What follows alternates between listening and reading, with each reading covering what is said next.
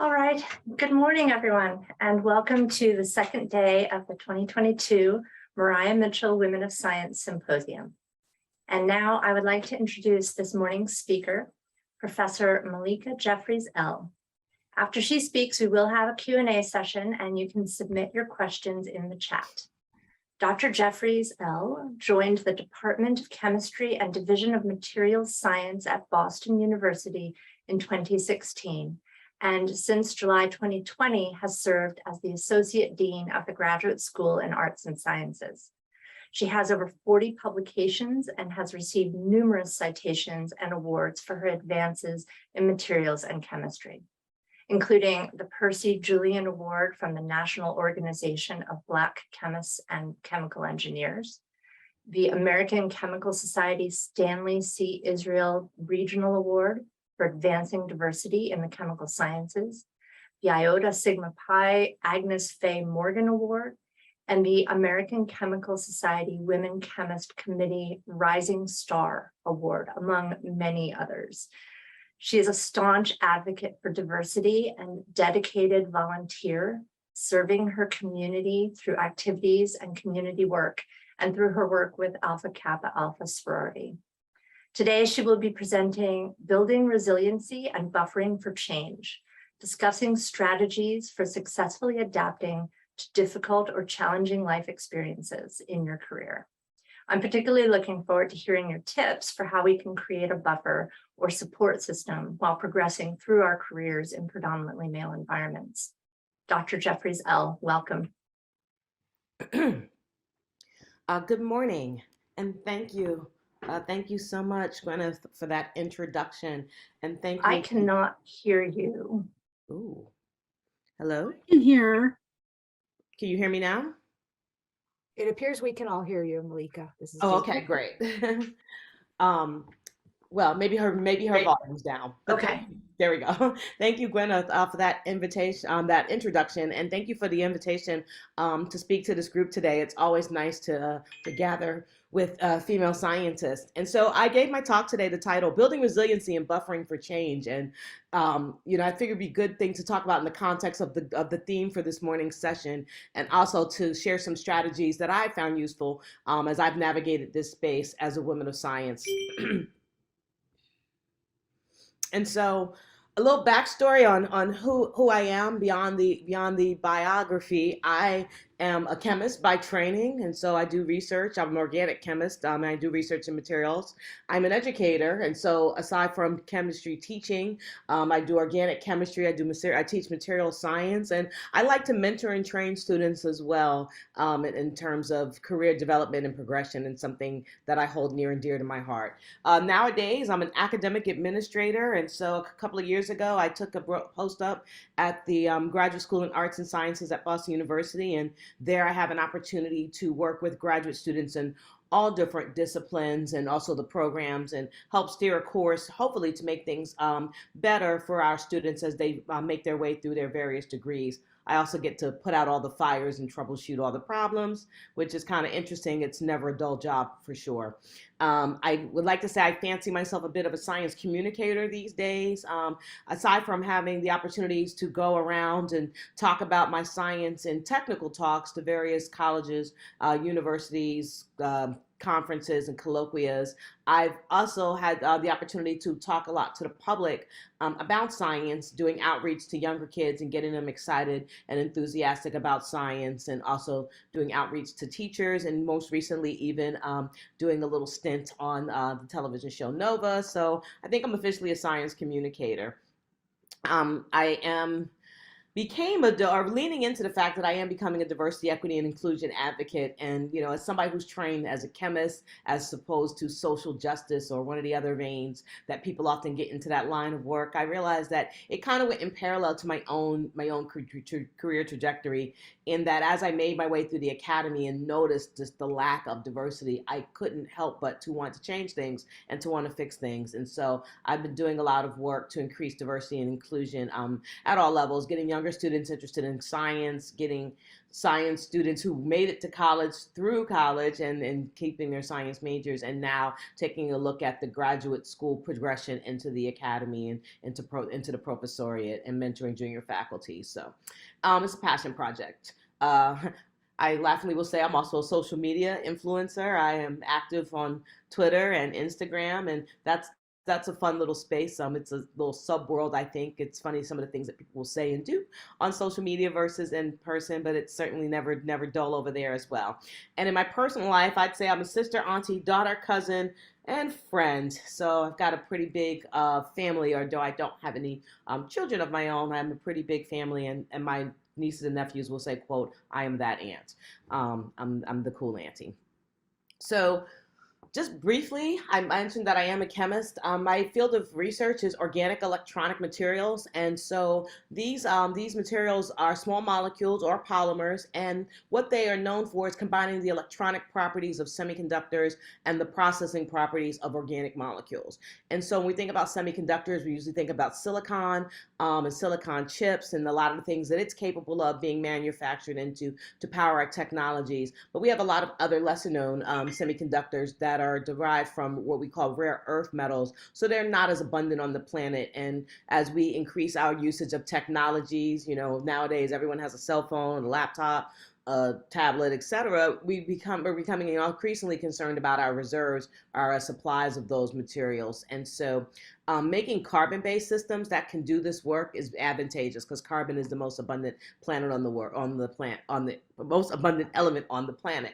And so one of the things that we try to do is how we can make these carbon-based materials semiconductors. And there's some structures down at the bottom. For those of you who have survived organic chemistry, you will recognize the bond line structures. But it's just all about the connectivities and how we manipulate the structures to get what we call delocalized pi electrons. And if we can do that successfully, then we can make an organic material that has semiconducting properties. What's nice about this is we can do this a number of different ways. And so we have an opportunity to use synthetic chemistry to manipulate the material's structure, which in turn manipulates its properties. So it's an exciting field of interest.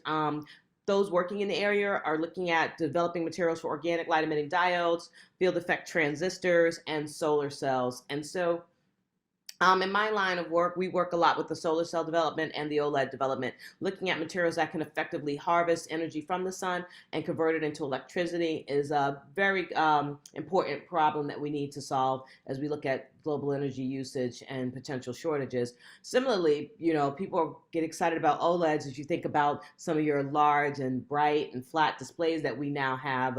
The older generation will remember the bigger TVs. And the key to making lighter weight displays is some of these materials that are organic are also beneficial. And they also have a lower energy usage, so that fits into the energy pipeline as well. So that's kind of a main job, what I do in my lab. But what I would talk to you about today is kind of my career progression. Oh, I did have one more slide. These are just some more examples of the materials. And again, I mentioned we do OLED materials, photovoltaic materials. And sometimes we just make things just to see what would happen. And so my project at the bottom, the heteroacenes, is my students and I are working on just discovery. What happens if you continually grow a carbon-based organic semiconductor in length and how the properties change as you make it longer. We're really excited about our OLED work. There's a little blue OLED shown there. It's a moment of joy when you actually design something and you see it come to fruition that we made it and the device lit up and did everything it was supposed to do. So those are some of the things that we got going on. For those who are more chemically inclined, you'd recognize that as well. But in the spirit of today's conference, I thought I'd talk about resiliency and buffering for change. And so, the dictionary quotes that resiliency is the capacity to recover quickly from difficulties. And, we can think about that in our personal life and how we need to build in resiliency, or how we become more resilient, how we can actually get to a place where we're stronger mentally and more emotionally and to be able to recover from challenges. The chemist in me thinks about how materials perform themselves. And I mentioned I do organic semiconductors, but if you also look at other polymers, ones that in particularly are elastic, then you can also make an analogy to resiliency in terms of a system that is able to be stretched and yet still can recover or return back to its original shape or form. And so that's something that's important with resiliency, right? We don't want to be damaged or deformed. We want to return back to our original form after we go through whatever stress or strain was inflicted on us. And then I added the second term, buffering for change. And again, those who took chemistry will be familiar with the term buffer, but for those who are coming from other areas of science, buffers are chemical systems that are water-based and they're designed to resist pH change upon the addition of acid or base components. Official direction from the Zumdao chemistry book. And the nice thing about a buffer is it's something that we use a lot. People use it in biological systems, medical systems. Our body, we are a water-based organism. We're, mostly water, and we do have various molecules within us to help us buffer things. And the reason why you want to be a buffer, you want to build a buffer, is you don't want your system to change dramatically when it has external influences. So you don't want to eat something that's really acidic and then all of a sudden have your body pH change a lot, or eat something that's really basic. And so a buffer system will absorb that, and you will see very little change in the physiological nature of the species. And so that's something that's important in real life, right? Because you also want to, aside from becoming more resilient as you go through adversity, you want to try to build something around yourself so that when adversity comes, it doesn't affect you as much, or it doesn't disrupt your life as much as it could otherwise. And so that was kind of why I decided to call the talk Buffering for Change, thinking about my chemistry. But when it comes to my own life, how did I even kind of get started or had to think about resiliency? It really was bred into me in a way that I didn't realize at the beginning, growing up as a young kid. I mean, when you're younger, you know what you know. You grow up where you grow up, your friends are your friends, your neighborhood is your neighborhood. And it's not until you venture outside of those spaces that you start to learn that there's a whole big world out there and all the many differences. For myself, I grew up in Brooklyn, New York. And for anyone who grows up in Brooklyn, that's an important fact and a thing to start from. It's a very interesting place to grow up. Very large, populous, and diverse community. And I grew up in Brooklyn, New York, and I grew up in a neighborhood known as Brownsville. And I said this to somebody before. I said Brownsville is one of the worst neighborhoods, most dangerous neighborhoods in Brooklyn. And my friend said, oh, that's an over-exaggeration. But literally, if you Google what is the most dangerous neighborhood in Brooklyn, or the poorest neighborhood in Brooklyn, these are two things that come up on the internet. And so one of the reasons that Brownsville is one of the most dangerous and poor neighborhoods is those two things, I guess, go hand in hand. Is it has high density, low income housing. And these are some of the buildings shown here of these so-called housing projects or housing developments that they have in New York City. And the concept behind them was to try to get as much space and much housing in a small area as possible so that you can house the most people and keep the rents low and provide places for people to live who have limited incomes. And so in many ways that was a success because people really struggled to find affordable housing, something that's still a problem today. But what they didn't realize at the time, the developers, when they designed this, because this was a new concept, is that if you put large numbers of really poor people in a very small area, crime just gets out of control. And so that is kind of what attributed to the dangerousness and the circumstances there. But this is what I grew up in. This was the world that was known to me. You venture into the city and you see how the other half lives a little bit, but you just kind of know what you know. But growing up in a neighborhood like that certainly builds in resiliency. My commute in and navigating these spaces and thinking about, there were times if it was the sun had set and I was coming back in, you'd walk all the way around the building rather than go through this courtyard where some pretty shady guys would always hang out out of concern of your own safety. And so immediately it's already building in some skills, some learning tips for resiliency. And I show Mike Tyson on this slide because Mike is actually from this neighborhood too. And so he was a bit of a neighborhood hero to us all as somebody who came up in the neighborhood and had tremendous career success. And I also brought Mike up into the slide in the context of today's talk because one of my favorite quotes actually comes from Mike Tyson. And it's a very simple one. And he says, everyone always has a plan until someone punches them in the face. And, being a boxer, that's a reasonable thing for a person to say, but it's really true in life in that we make the best of plans and we come up with agendas and we're ready to execute them. And then something bad happens. We get a curveball or life literally punches us in the face. And it's really a strategy, or the people who are most successful, you often look at them and think, oh, they're so successful, nothing went wrong in their life.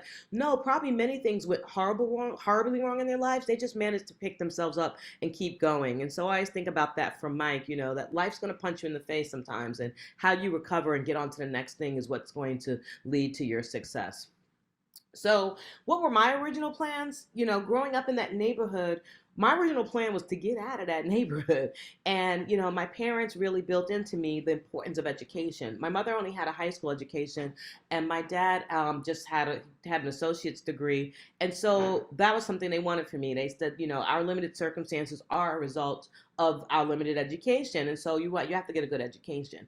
But my dad was very honest. He says there was no money in this house to go to college. So if you want to go to college, you're going to have to convince somebody to give you a scholarship. And so those were my goals: do well in school, get a scholarship, go to college, get a good paying job, and then buy my mom a nice house because I didn't want her living in that neighborhood anymore and living in the projects. And so those were my original life's plans.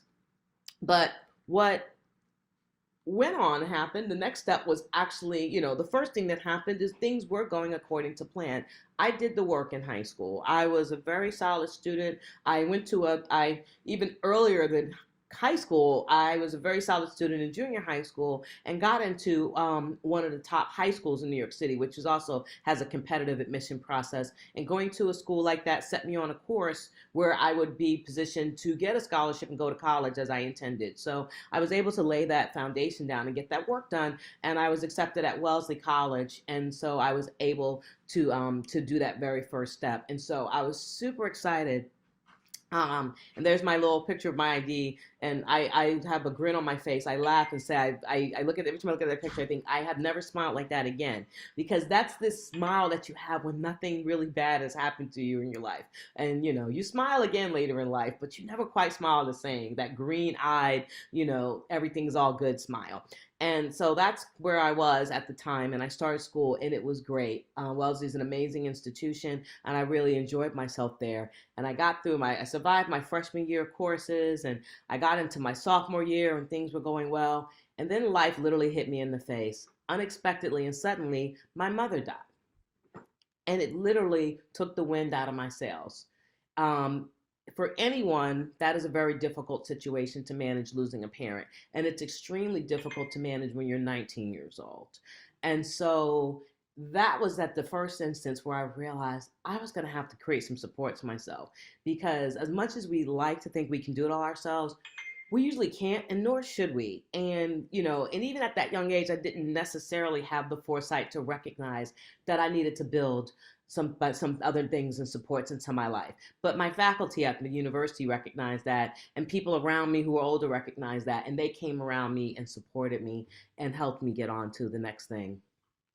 And so in terms of building resiliency, that was the first lesson I learned. Build a support network. That it's very important that you have people in your life who you can count on, who will support you through thick and thin.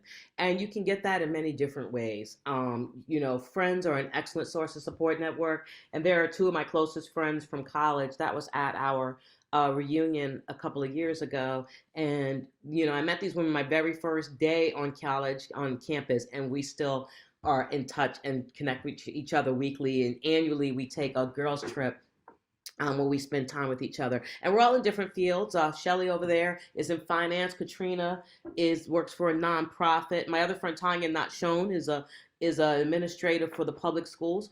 And we all have very different career paths, and we don't understand the nuances of each other's careers, but we know that we have goals. We know that we have objectives. We know that we have barriers and obstacles to overcome, and we support each other through that. And so, it's important that you keep people close to you and around you who can have that. Another key part of my support network is my family. I mentioned I had all those different titles, my family. I have a fairly big family, and we're actually relatively close-knit. This is kind of a little bit of my crew there with my brother and my sister, Jabbar and Jamila. Two of my siblings. I have several other siblings. These two are closest in age to me, one below, one above, and their kids and their families, and my nieces and nephews. And, my family all throughout the years have always supported me, even when they didn't understand what was going on. When I was going through the tenure track, they said, oh, I don't quite understand it, but if it was important to you, we're going to help you get after it. And if and when I got it, they said, well, that's great, and they threw me a big party. And so that's an important part of your support network. And then the last part that I will also mention is get a mentor. And it's so important to have mentors. Have at least one. Sometimes you need more than one, because it's very rare that one person, one mentor, can be everything that you need in your life and in your career trajectory. So get yourself some good mentors. And shown here is one of my oldest mentors. This is Professor Jean Stanley.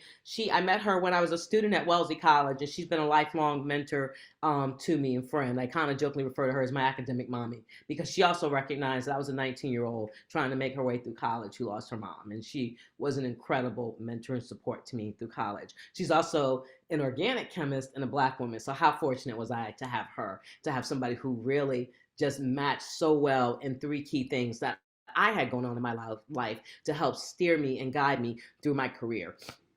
And the last part I'll just put up: if needed, get a therapist. There is no shame in getting professional help. I know in some cultures, it's like, we don't talk about those things, or we don't do those things. Therapy wouldn't be a legitimate field, and there wouldn't be so many people paying for it and so many people going to school and training for it and doing it if it wasn't something that was useful and helpful to people. And sometimes you really do need to call in a professional if you've got some serious stuff going on. And that was something that also I built into my network. My class dean actually insisted that I start seeing a therapist after I lost my mom. She said, "That's a terrible blow. I think you should see a therapist." And I thought, "Oh, I don't need a therapist. We don't do therapists. I'm Black. We don't do therapy." She said, "No, I'm going to have to insist. If you're going to come back to school, you're going to need some supports." And so I'm so glad she had me go through that, because that was something that took me through and helped me get through that tragedy in a way that I never would have figured out on my own. So get professional help. So mentoring a little bit more about mentors, and what is the role of mentors in this. And you're going to get a different type of mentoring depending upon your relationship with the person. And so whether formally or informally, a mentor usually helps you navigate your career. They're going to help you decide things, make good career choices, and also maybe make you aware of opportunities. But you drive the relationship. Sometimes people say, "Oh, mentor me," and they think I'm gonna sit and you're gonna mentor me. You need to go to your mentor and tell them what you need, and then they'll sew in. It's kind of not a one-way street. They're not going to just be telling you what to do, and you're going to ask them for help, and they're going to give you help. But a really good mentor is somebody who's going to be honest with you. Often people like to surround themselves with yes people, or people that make them feel comfortable. A really good mentor is going to make you feel uncomfortable. They're going to call you on your crap and say, you can do better than that, or that's not your best, or maybe that wasn't a wise choice. And I know we live in the era of cancel culture, and that's okay. That person's doing their job if they're actually, highlighting to you some of the weaknesses in your decision making or some of the flaws, and being critical. And so that's an important thing to have in the relationship. And I mentioned that, Jean was my first mentor, and that we just had this instant click up of gender, race, field of study, and it just made sense, and it just was so natural that we really vibed, and that she was somebody who became a mentor. But the last thing I'll point out in terms of mentoring, and this is jumping a little bit ahead of my life, but I'm double back, is that, when you find the mentor, it's not always just about that. And that our natural inclination is to look to somebody who's older age as a mentor is something that we often value, but really it's about experience. Someone can actually be a peer mentor, and they just may be a little bit further along in your career.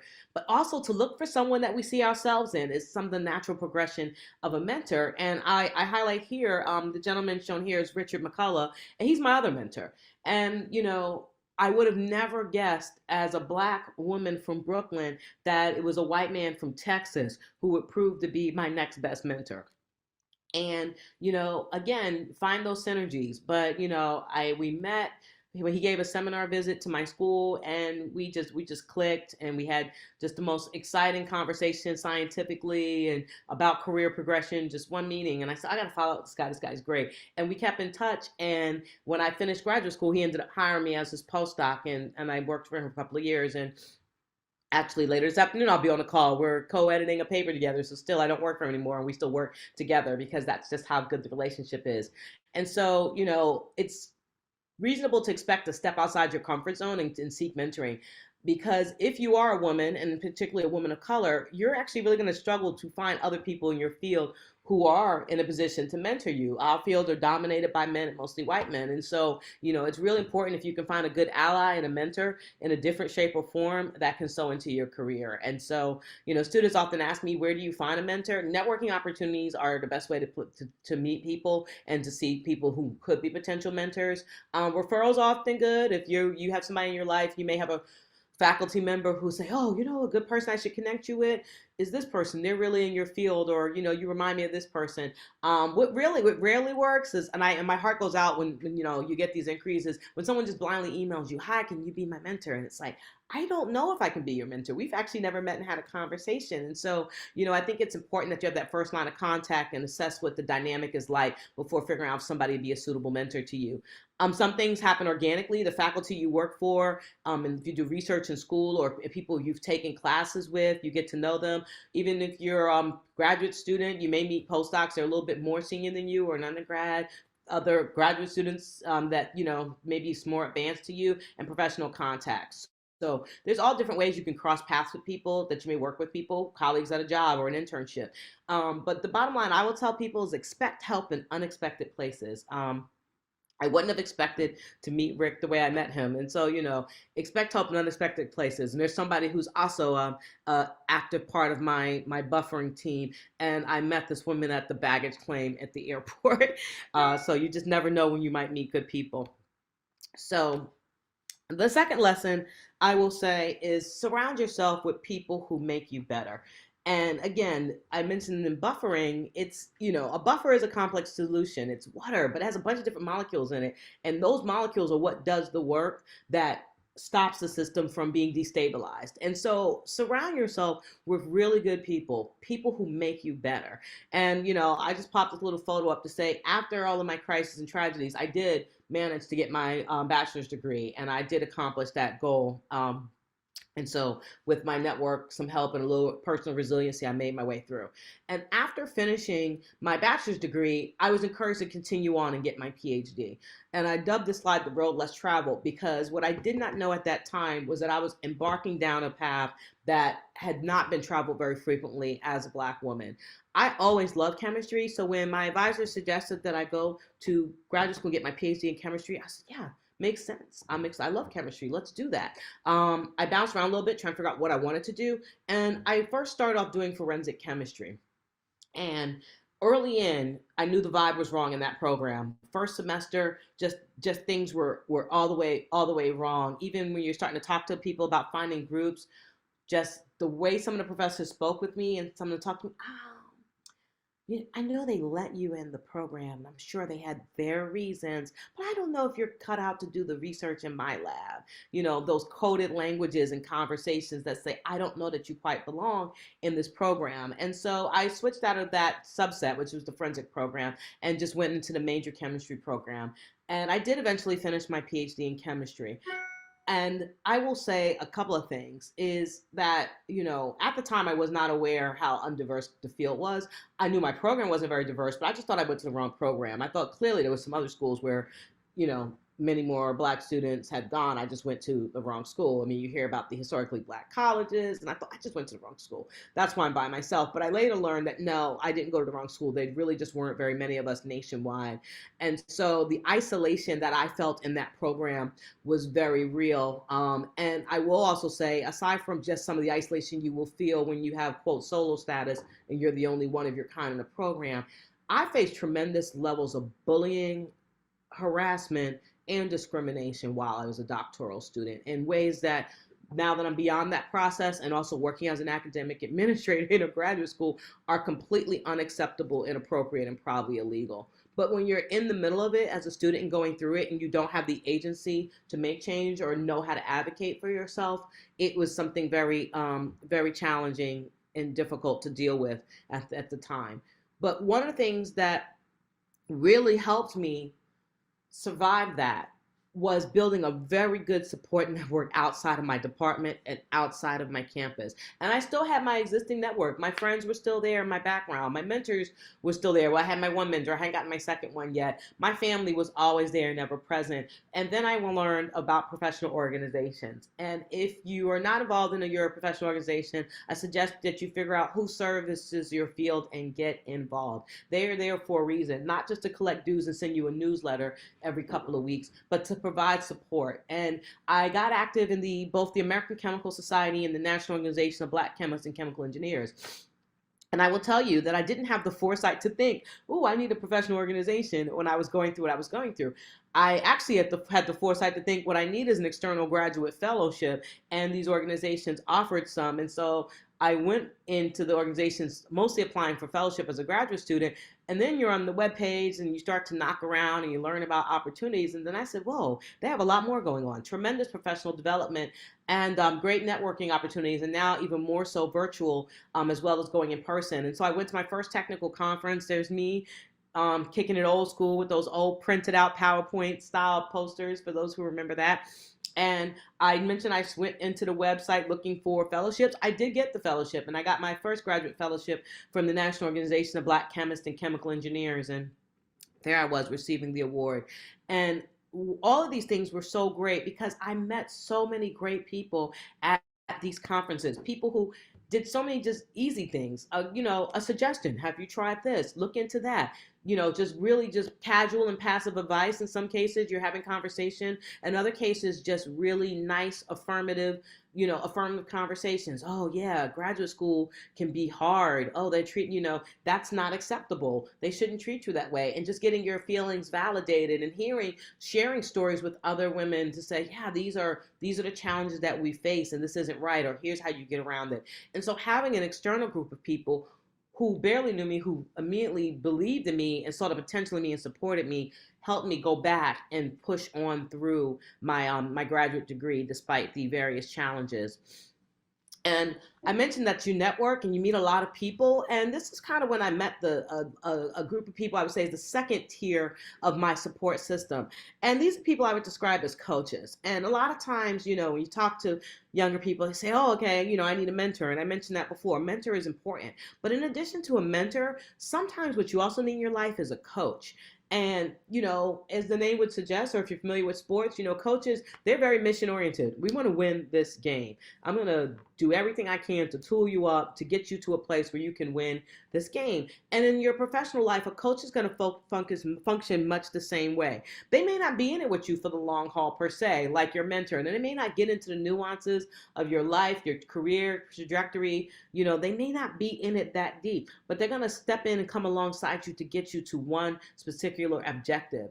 And so, if you can meet people like that throughout your life, they're great. And again, just like with the mentoring, you drive the relationship. Your coach may reach out to you. Malika, I heard of this great opportunity and I want to get you in. I want to get you in it. Like, this is what I need from you. Or you may have heard of an opportunity and you can say, hey, I know that you previously you accomplished this in your career. Can you give me any tips and pointers on how to get that?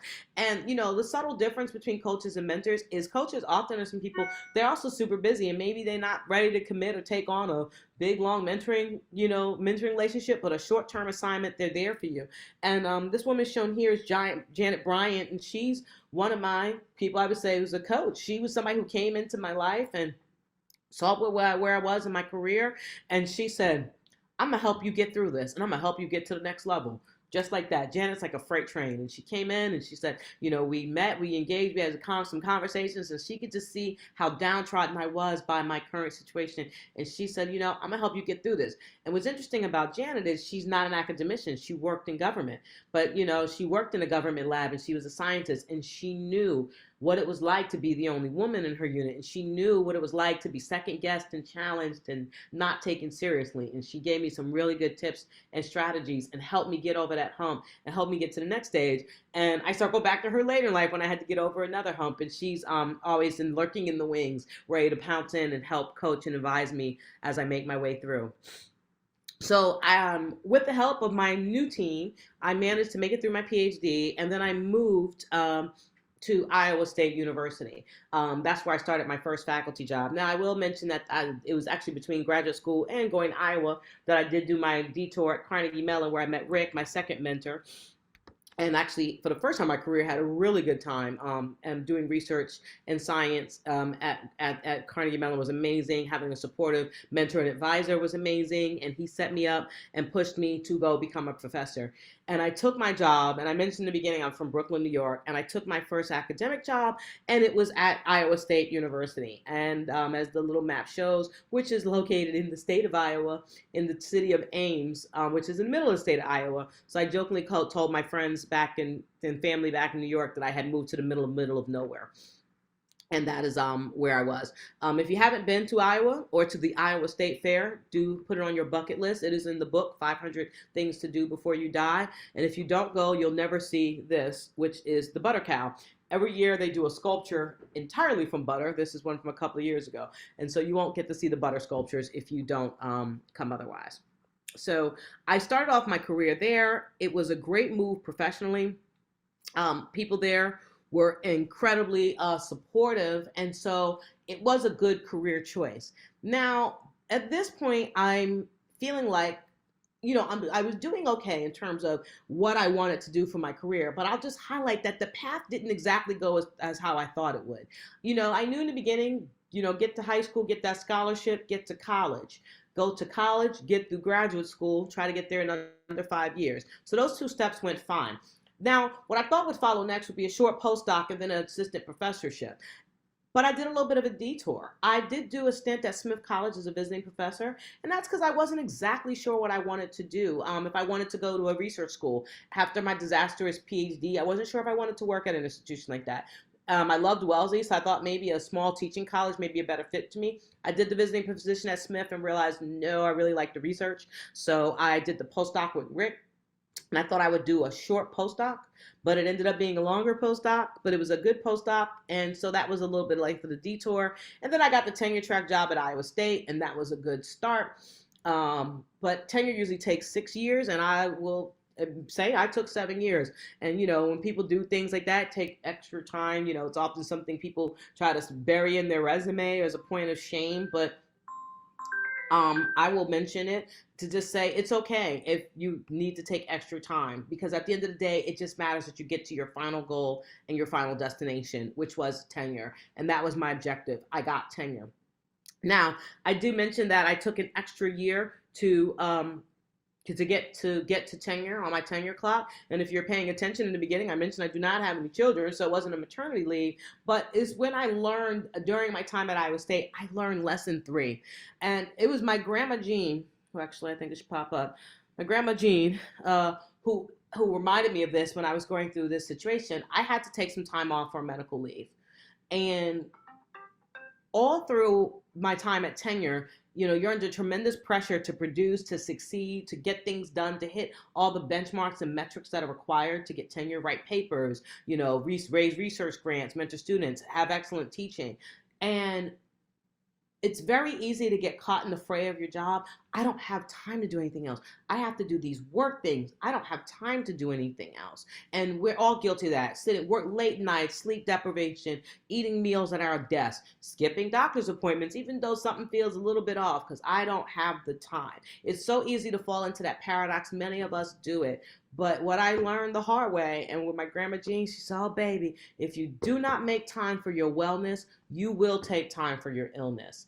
And so all the times that I didn't do what I needed to do for myself because I was busy, because I had a deadline, because I had something to do, and I couldn't see my way around not doing it or making that type of time, at the end of the day, when the wheels come off, if you get sick, ill, hurt, need surgery, everything comes to a screeching halt, and you will take that time off to deal with your illness. So, it is okay and a legitimate use of your time to invest in your personal wellness throughout your journey. Do not take it for granted, especially when you're young. You feel invincible. Like, what could go wrong? I got this. When you're older, you take your health a little bit more seriously because you've usually been through a few things. But when you're young and you've never been sick before, you think you can keep, living off of Fritos and not sleeping and drinking Jolt Cola. But no, you really have to make time for your wellness. And so in the context of this, I definitely want to emphasize how important that is. And the other lesson I learned along the way is that life is not a marathon. It's not a sprint. And, I living here in Boston, I get to watch the marathon every year. And, marathon is 26.2 miles. I've never run one. I've done a 10K. That's the best I can do. And even from my 10K experience, I can say that you don't want to go out too hot or too fast because you'll burn yourself out. You want to pick a pace and sustain it. And you want to think about how you're going to play for the long haul. How are you going to build yourself up to go for the distance? And so that's something to be always mindful of. And I'll harp on the second point too. is that it's so easy to get into this culture where we're like, go, go, go, do. But it's not just about getting from A to B. It's sometimes the steps along the way that are, in fact, the most interesting. And so that's something that's important to make note of. And I just grabbed this PhD comic slide because it really chronicles my life, and when you go to graduate school, like, I'm going to do whatever I want. And, then you become a graduate student. I'm doing what my professor tells me to do. But what you don't realize is they're telling you that because we're going to do whatever research the agency funds and the tenure committee wants to see, and so on and so forth. And then finally, when you're retired, you can maybe do the things that you want to do on your own. Uh-oh.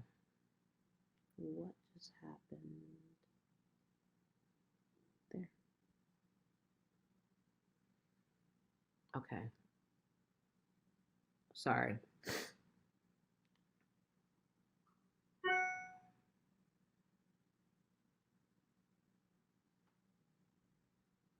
There we go. Okay. Overzealous mouse. There we go. Okay, so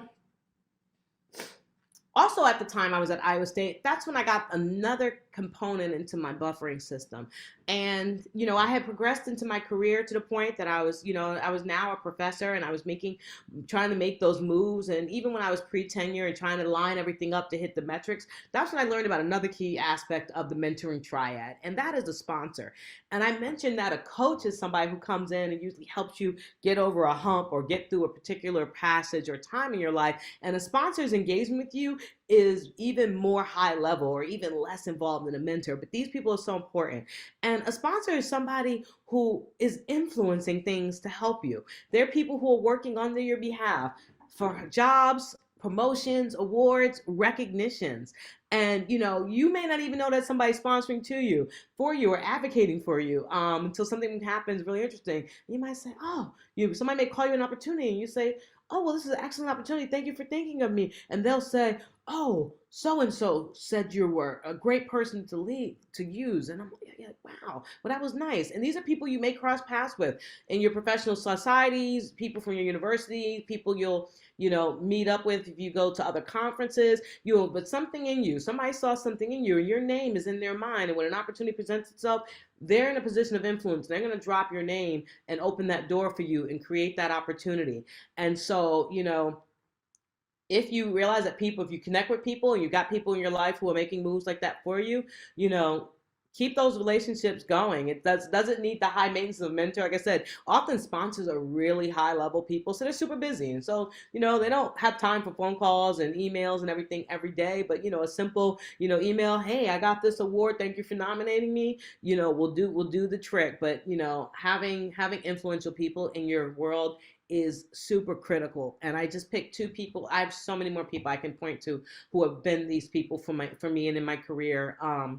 Jerry Richmond, I'm showing her down at the bottom. Jerry's a wonderful woman. If you guys haven't heard of Jerry, look her up. She started a wonderful organization called Coach, which is helping advance the professional careers of women. She started in chemistry and has broadened it out to STEM. And in her role as the leader of Coach, Jerry has been that person for so many women to just, when she sees an opportunity, she's like, and I'm going to give them 5 names of women to consider for this award so they can stop telling me there were only men, that they can only find good men. And she's that woman. She opens doors and makes moves and has been so helpful to me. And up above her, I have a picture of Craig Hawker. He's a professor at the University of California, Santa Barbara, all the way across the country. Met Craig at a conference, and we had some great conversations, and he's a very interesting guy, and we hit it off. And sometime later, he doubles back and says, Malika, I'm organizing a joint summit of scholars, and I want to bring a team of scholars from the United States, and we're going to Japan to talk about them about material science. Will you join me? Wow. And when you're a pre-tenured assistant professor, getting invited to an international summit is a big deal. It's something that looks great on your resume. And, here's this guy who says, oh, I'm going to invite that really cool chemist I met at that one time, let me get her in here. But he had that level of influence, that level of power to say, she's on the list too, she's coming. And that was, from having been at that meeting, the doors that opened and the people I met there was something that was very vital to my career trajectory. So, I mentioned I started off my career at Iowa State. It was a great place to work professionally, and it was a great place to grow in my career. But personally, I was so unsatisfied. It was very challenging for me. I'm a big city girl, and Ames was a small town, and it also wasn't very diverse. And I knew all that going into that job. I knew those things. But, when you're on the academic job market, you don't necessarily have a lot of choice in terms of what you get. You apply everywhere and you land where you land, and you make some choices if you get one or more offers as to where you go. And that's something that's kind of bred into us. Be grateful you got an academic job. A lot of people want one and they didn't get one. So at least you got one, and just go out there and make it work. And I did. And I did for some time. But as I got a little bit older, I also learned that I deserved to have a little bit more, and that, it's okay. And here's lesson 4. Your happiness is a critical part of your own success. And so we can't just dissuade the impact of personal happiness and things. And so often we're forced to make good decisions around our professional careers that may be good professional decisions, but not good personal ones. And so it's okay to find that balance. There's nothing wrong if you pass up on a professional opportunity because it's not what you need personally, or it's not going to bring you joy. And, it took getting a little bit older for me to realize that I deserve to have the career I wanted, and I also deserve to do it in a place that would make me personally happy. And so the opportunity presented itself, and so I moved to Boston. And that's where I am now at Boston University. And so it's been a great shift for me. It's a much bigger city than Iowa was. And it's also a much more diverse city in terms of population and culture, and just so much to do. And I'm now also back driving distance to my family, so I can go visit them more frequently and they can come visit me. And so this was just a good decision overall. So the other part about, making the decisions to be happy is embracing the things that interest you. In the beginning of my career, and like most pre-tenure people, you play it safe. You do things that are expected of you to do. You do things you're supposed to do to be successful, to get tenure. But the nice thing about having tenure is when you come out on the other side of that, you can start to do the things that you want to do as well, and the things that interest you. And so, in addition to my scholarship of late, I've been leaning into this passion project of mine, or just really trying to amplify the awareness and think about what is happening in the academy that is so not diverse. Because this is a known fact, and everyone just kind of accepted, oh, there really aren't very many people of color in faculty jobs, and oh, there really aren't very many Black women. This article came out last year, and there was this huge scandal when Nicole Hannah-Jones, the Pulitzer Prize winning journalist, was denied tenure at the University of North Carolina, Chapel Hill. That really got everyone to thinking about what is happening behind the scenes, and why is it that it's just not that you can be good enough as a Black woman and get tenure, and what are some of the subtle things, biases, and things that are in place that are maybe making people be less successful. And the Chronicle of Higher Education launched this story, which they talked about the lack of diversity, and they had a little algorithm. You could search your database for your school and see what percentage of your tenured faculty were Black women. And in most places, I think the maximum was 3%, and most places had between 1% and 2%. And so I was actually asked by my own school paper to write some comments on that. So I wrote this point of view, just talking about, what exactly is happening in the systemic ways in which there's added bias that adversely affect the chances of certain people, and particularly Black women, to get tenure. And so, this is something I wouldn't have had the courage or the voice to do earlier, pre-tenure, because you don't want to make enemies and alienate people. But post-tenure, you can be honest about your thoughts and feelings, and put it all out there. And I'm glad I did. It turned out it was one of the most downloaded and most viewed point of view that was published by the BU paper, and they actually nominated me for an award, and for a journalism award from CASE, which is the Committee for Academic Scholarly Publishing or something. But they nominated me for an award, and I got it. Best opinion piece of a certain length. And so now I said I was science communicator, so I'm officially an award-winning writer as well. So I can add that to my resume. But this is the things I would say is, don't let people make you cut off a portion of yourself or stuff it away just because it doesn't fit their narratives. And the last thing I've recently started leaning into, as I mentioned, I was an advocate for diversity. And now that I'm at the graduate school, part of the lack of diversity in the faculty lines is, people always says it's a pipeline issue. Okay, it is. It is in that we should certainly increase the PhD production so that there are more people available. But the number of people available still is more than the number of people who get hired. So it's not the pipeline issue it's made out to be. But nonetheless, let's open up doors. And, while race is something I'm always aware of as a Black woman, also having grown up poor in New York City, that I know that there's a direct correlation between race and income, and that really at the end of the day, especially in this America, that one of the biggest barriers that people face is financial barriers and some structural deficits that make it difficult for low income people to straddle the achievement gap and make their way up through college and up to graduate school. Now, disproportionately, those people tend to be people of color, but really at the essence of one of the biggest problems is financial barriers. And so looking at some of the things we do strategically at the graduate school is I began to examine what are some of the barriers that may be in place that would stop a high performing low income student from considering a PhD. People often think PhDs are,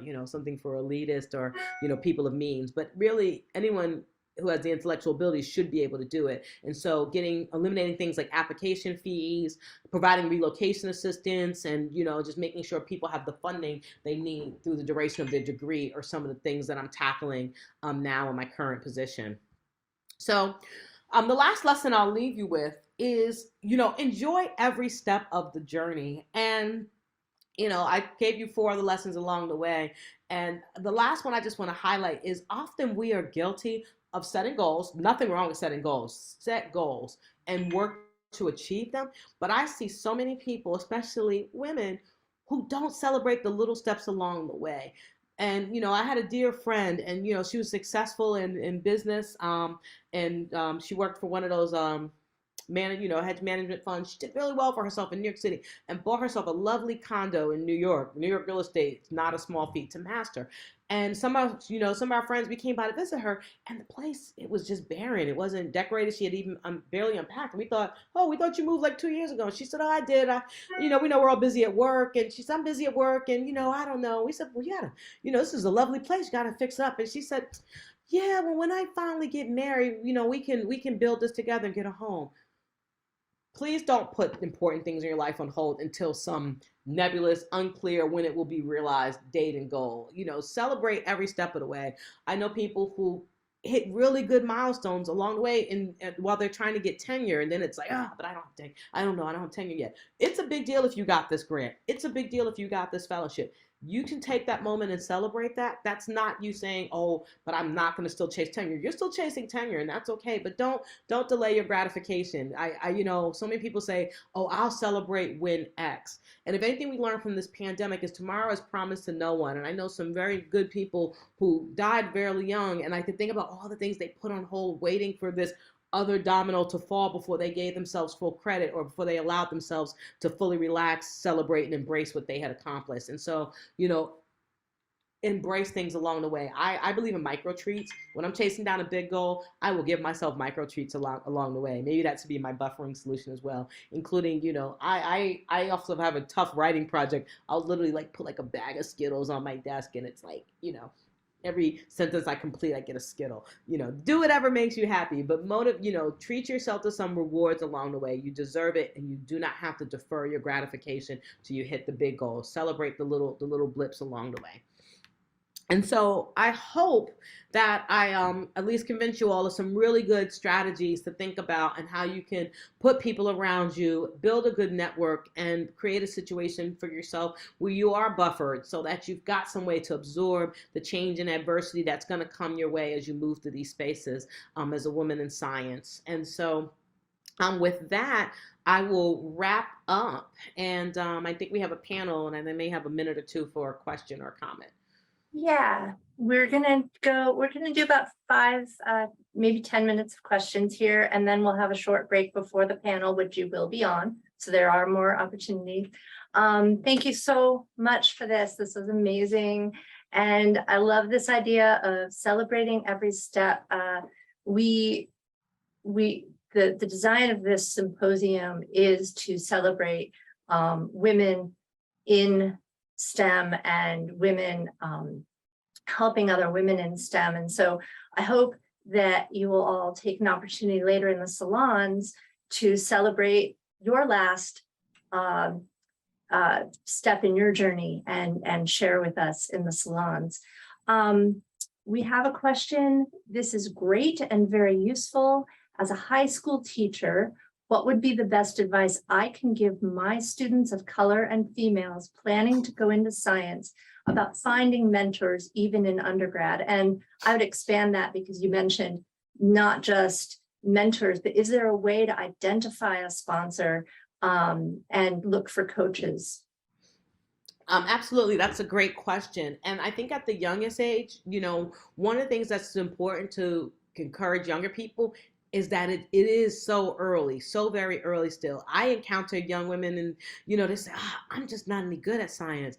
You are 14 years old. It's too early to call in on anything. Like, you may not be good at science now, but you could still be good at science. It's too early to call it quits on anything. To remind them that time is their friend in this, that they still have plenty of time to evolve, and that they shouldn't give up on anything, even if it was a little bit hard to them in the beginning. I mean, I tell my male students, let's not forget Michael Jordan didn't even make his JV team. So it's not, just because you struggle with something when you're younger doesn't mean you can't do it when you're early, when you get later on in your career. But I would tell them that is not to be a wallflower in the classroom. How you get good advice, how you get good mentoring, is you make yourself known to your professors, and make yourself known in a good way. Don't ask dumb questions that are on the syllabus, because then we think you didn't read.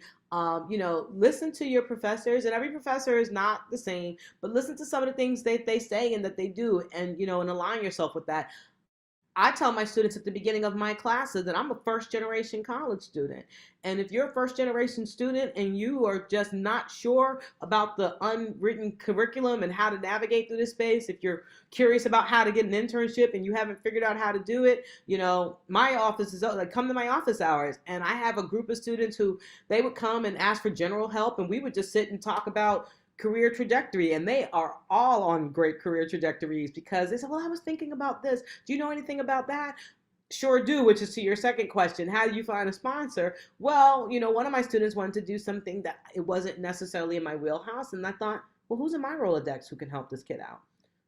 And emails were sent, things were exchanged, and this person got this internship, and and then to set him up for a really good career trajectory. So I think it starts by just making connections with your professors. We have these large classes, and we don't know all the students in there. 200 plus people. I know the dozen or so who routinely came to my office hours. I know them by name and sight. I know them very well. And and when they circle back and ask for letters, or just say, can you write me a letter for something? Absolutely. Or I'm interested in something. Do you have any ideas? But make yourself known to your faculty. That's the first advice. The second advice, you mentioned having sponsors and coaches. Some of that stuff is organic. Like I mentioned, I cross paths with people and they weighed in. But there are other instances when I needed to get something done where I was the initiator. I might reach out, especially to a coach, to say, hey, I am interested in doing X. I see from the list of previous participants, you did X. Can you help me? If I, would you be willing to give me any feedback? Would you be, actually a great example of this, I was charged in my job most recently with starting a postdoctoral fellowship program. We wanted to start this thing called the Society, well, we call it the Society of Society of Fellows at BU. And a lot of schools have these postdoctoral fellowship programs, so we weren't unique in that. So what did I do? I literally contacted a woman at Dartmouth, and I said, hey, a couple of years ago, I was at Dartmouth, and I was a seminar speaker in the Society of Fellows colloquia. So I know you have a Society of Fellows program. We're actually going to start one at BU. Would you have time to meet with me and just have a conversation of the best practices and lessons learned in your creation of your program that's now in its 7th year? And, this woman gave me 2 hours of her time and answered, a couple of dozen emails over, over a 6-month period. But she helped me get my thing going, and I, she didn't know me, she didn't know anything, but it's like, oh yeah, that's great that you're doing it. We really enjoy our program. Let me help you. If you want to win an award and you see somebody who won that award, you might want to say, hey, do you have any, they don't have any information on their website. Do you have any tips on how to put the application together? I saw that you were successful. Do you have any tips on how to put the application together? Be quick, direct, and to the point. When that person can read it and say, okay, this is a 30-minute ask of my time, I got you, and they'll weigh in. I get inquiries like that all the time. Junior faculty might say, hey, I saw you won this Young Investigator Award. These things are nebulous. They don't have any information on their website.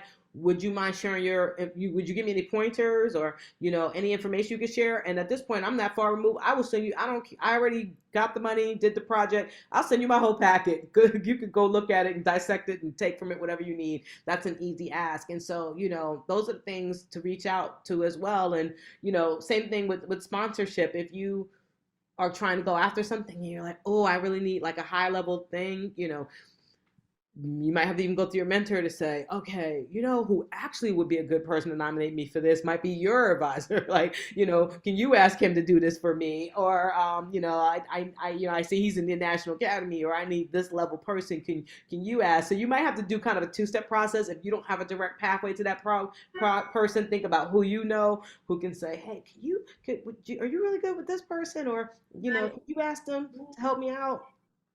So, Awesome. yeah.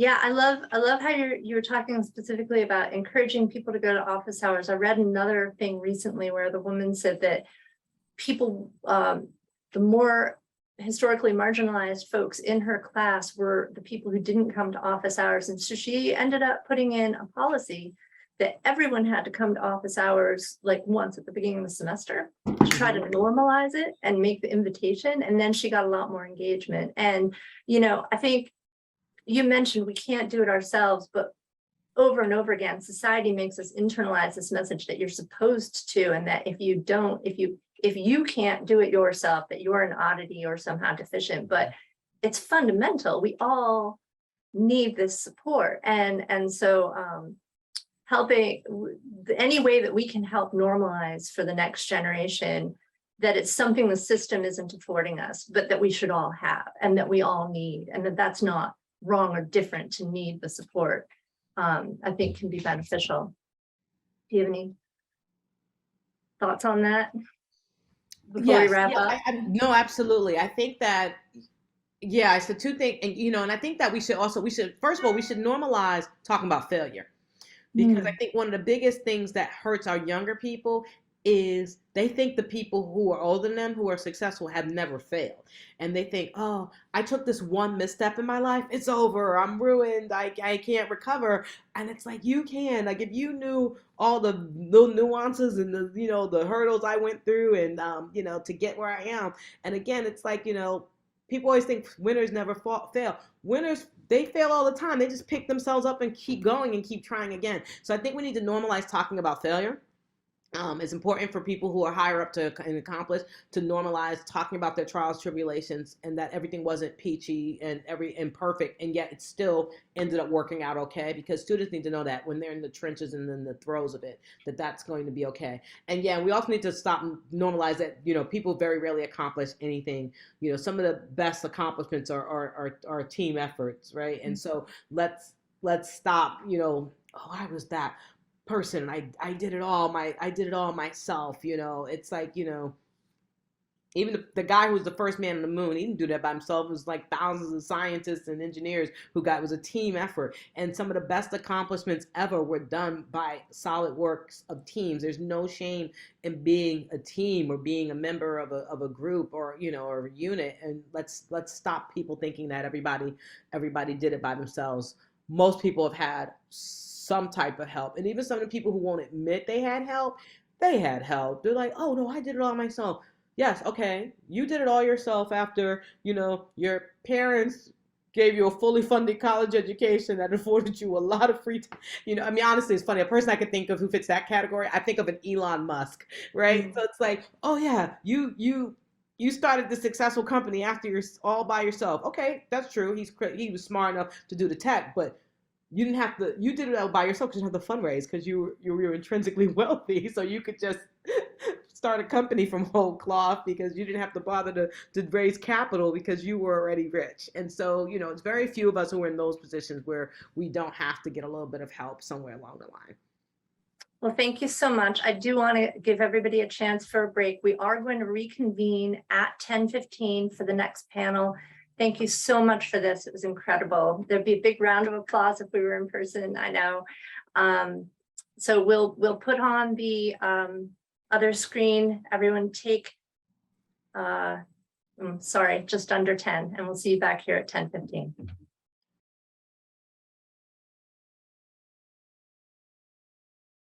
Darby, Skylar, Shona. Hi, good to see you. Malika, good morning. Great to have you. Thank you so much for a very interesting presentation. I was keeping notes during your talk, and my favorite is make the decision to be happy. Hadn't occurred to me it's a decision. Like you have to make a conscious decision, I feel. So thank you so much for that. Could you please unmute yourself? Yes, There she is. I said you're very welcome. I'm glad you enjoyed it. You always learn something new from wisdom. So it was a wonderful session. Thank you. So we are at 10:15, where I would like us to start on time with our second panel, where we will discuss survive and thrive, mental health, mentoring, and support systems for women in STEM. And I would like to start by asking my panelists to present themselves, give a short introduction, and we're going to start with questions afterwards. And I'd like to start with Darby. Good morning. Good morning, everybody. It's a pleasure to be here and talk about this. Boy, I wish I'd had access to a conference like this 40 years ago when I started out. It would have made all the difference. My name is Darby Dyer. I use she, her pronouns. I'm a professor at Mount Holyoke College. I'm also on the grad faculty at UMass Amherst, and I'm also a senior scientist at the Planetary Science Institute. So I wear a lot of hats. Let's see, in reflecting on my career, I started out I went to Wellesley College. I graduated from there in 1980, and Wellesley turned me into a scientist. I had gone to Wellesley thinking I would major in, I don't know, English. My mother had been an English major there. I had no science courses since my freshman year of high school. And in those days, I grew up in Indiana, and you didn't have to take a science course to graduate except for one. So I took 9th grade biology, and I was, how do I say this? The teacher made it very clear that girls didn't belong in his class, but he would suffer us, and I couldn't do this. And, and unfortunately I bought the t-shirt. I assumed that he was right, which was really stupid. Anyway, I went to Wellesley, decided to major in English, took an English course my freshman fall, and did miserably in it, and decided I would major in art history.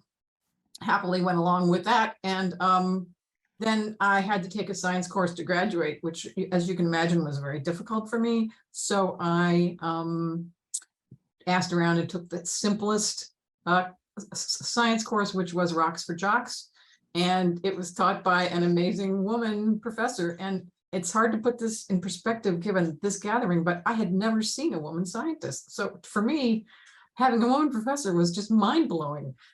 Anyway, and she was very visual, as I am very visual, and I decided I wanted to grow up and be just like Meg Thompson. And so I decided to double major in art history and geology. And I needed a lot of help because, at that point I didn't know the elements on the periodic chart. I had a lot of catching up to do, and Wellesley helped me. I had to take intro chemistry, intro physics, and those professors, man, they went the extra mile for me. They'd schedule extra office hours just for Darby. And at the end of the day, I ended up getting into graduate school at MIT, where I also had a lot of catching up to do. My first year as a grad student, I was in a geochemistry course, and I never spoke because I wasn't sure what the chemical symbols were for the elements. And so I just kept my mouth shut. Anyway, but I managed to survive at MIT, and since then have prospered. And so that's a little bit about me, and the fact that I got through Wellesley and MIT and became who I am with the help of some amazing professors, including my advisor at MIT. So that's my introduction to Darby. Thank you, Darby. Let's go to Shona. Thank you so much for inviting me to be on this esteemed panel. My name is Shauna Young. I'm the executive director for the Scratch Foundation, which is a spin out actually of MIT Media Lab. And thinking back on my journey, I'm from Fayetteville, North Carolina, military town. And I thought I always wanted to be a doctor. Mainly because I only knew of a few careers, being a doctor, a lawyer, or and a teacher. And over the time after going to Howard and majoring in chemistry, I knew I loved science. I love science and math. And I had great teachers, the same as what Darby shared. Like having a great teacher, I think really makes a difference. And so I had a great chemistry and science teacher in high school, went to Howard and majored in chemistry, and really figured out that I did not want to be a doctor. And so I actually went to GE for 1 year, GE Plastics, and also figured out that I did not want to be in corporate America, and had this pull to become a teacher. I enjoyed working with high school kids who are working at GE more than actually doing my work that I had at that time. And so when I went into the classroom, I found so much joy. It truly is addictive to see kids' eyes light up when they really figure something out. I always also wanted to be a catalyst for more kids, students going into STEM. And I realized that educators were just the center of making that happen. Once I did that for a period of time, I moved to Massachusetts and found this whole ecosystem of educational nonprofits. And so having the chance to work at MIT and run the Office of Engineering Outreach Programs, where now I was on the other side of providing access to children and students in STEM, it was so rewarding. So the Office of Engineering Outreach Programs basically focuses on highly talented kids from underserved, underrepresented communities from around the country. And doing that helped me realize again that it's not just that we have to have educators in classrooms who are role models, who are excited about learning and science and STEM. We also have to have these additional resources and experiences for children to experience outside of their own community. And then I also was at Duke Tip and ran the Duke Tip program, which was around gifted and talented children. And right now at Scratch Foundation, we're running an ed tech platform. We're the largest coding platform and educational movement for creative learning in the world. And it's really, really exciting to see, again, how children, especially girls, really latch on to having a space where they can express their ideas through building projects on our platform. So I'll pause there. Thank you, Shona. Skylar. Hi, my name is Skylar Larson. I am currently an undergraduate at MIT. I'm a senior now, so oh gosh, I don't feel like a senior, but I am one apparently. I am from San Diego, California, sunny SoCal, and I am extremely lucky to have grown up in a family that is extremely has a positive outlook on my love for science. I've always loved science. I've always loved astronomy, staring up into space. I've always loved it ever since I was a toddler, and I have gotten nothing but support from the people around me. And I cannot stress enough how important that is for a budding scientist. Like, I know exactly how important that is. And I've always loved it. I love reading books about astronomy and, looking up.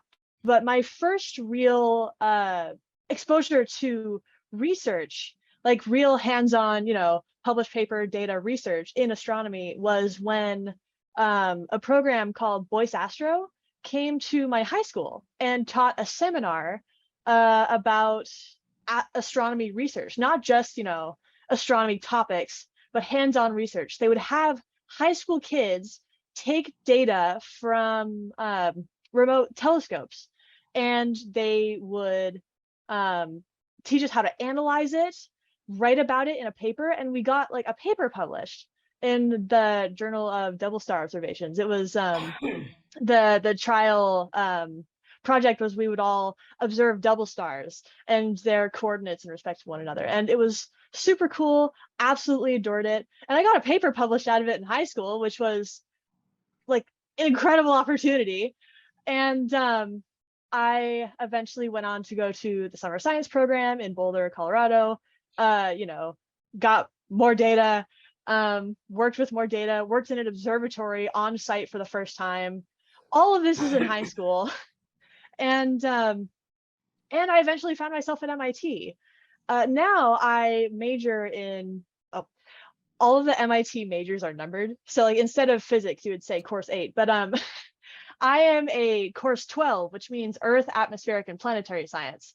I am concentrating in planetary science. I absolutely love the major because it is very interdisciplinary.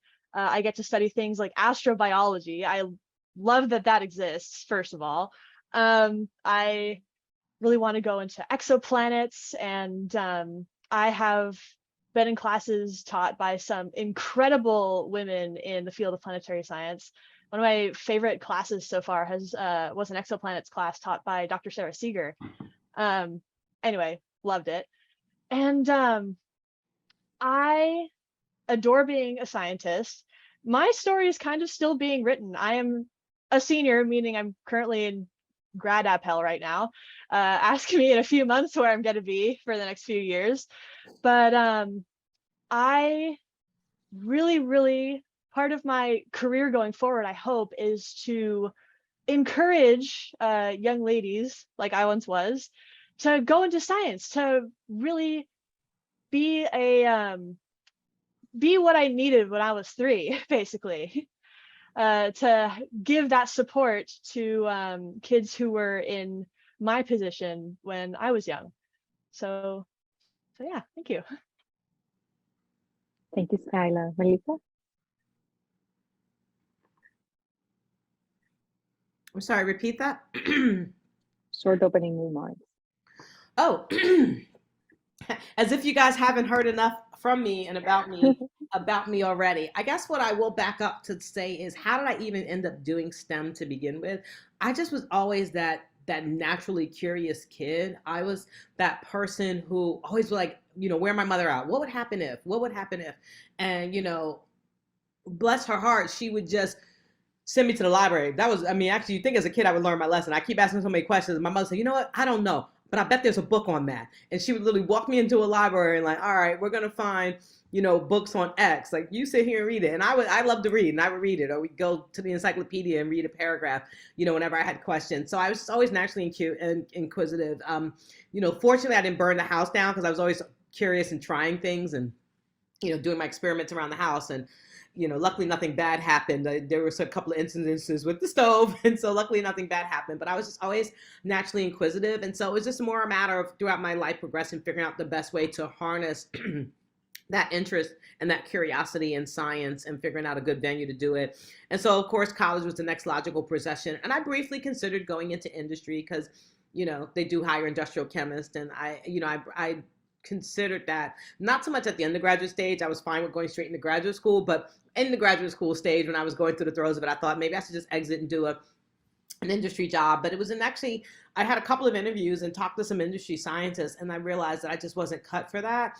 And it was mostly when I was just listening to them, talk about some of the most interesting, cool science, and you're just listening to the story of discovery and things that I really excite me. And then I'm like, and then I stopped and I said, well, and then what happened? Oh, then some guy with an MBA determined it wasn't going to have the large enough share of the market to bring the project forward anymore. And it's just like, and I thought, I just didn't know how many times I could get excited about coming to work about my science if somebody in the MBA was going to shut it down.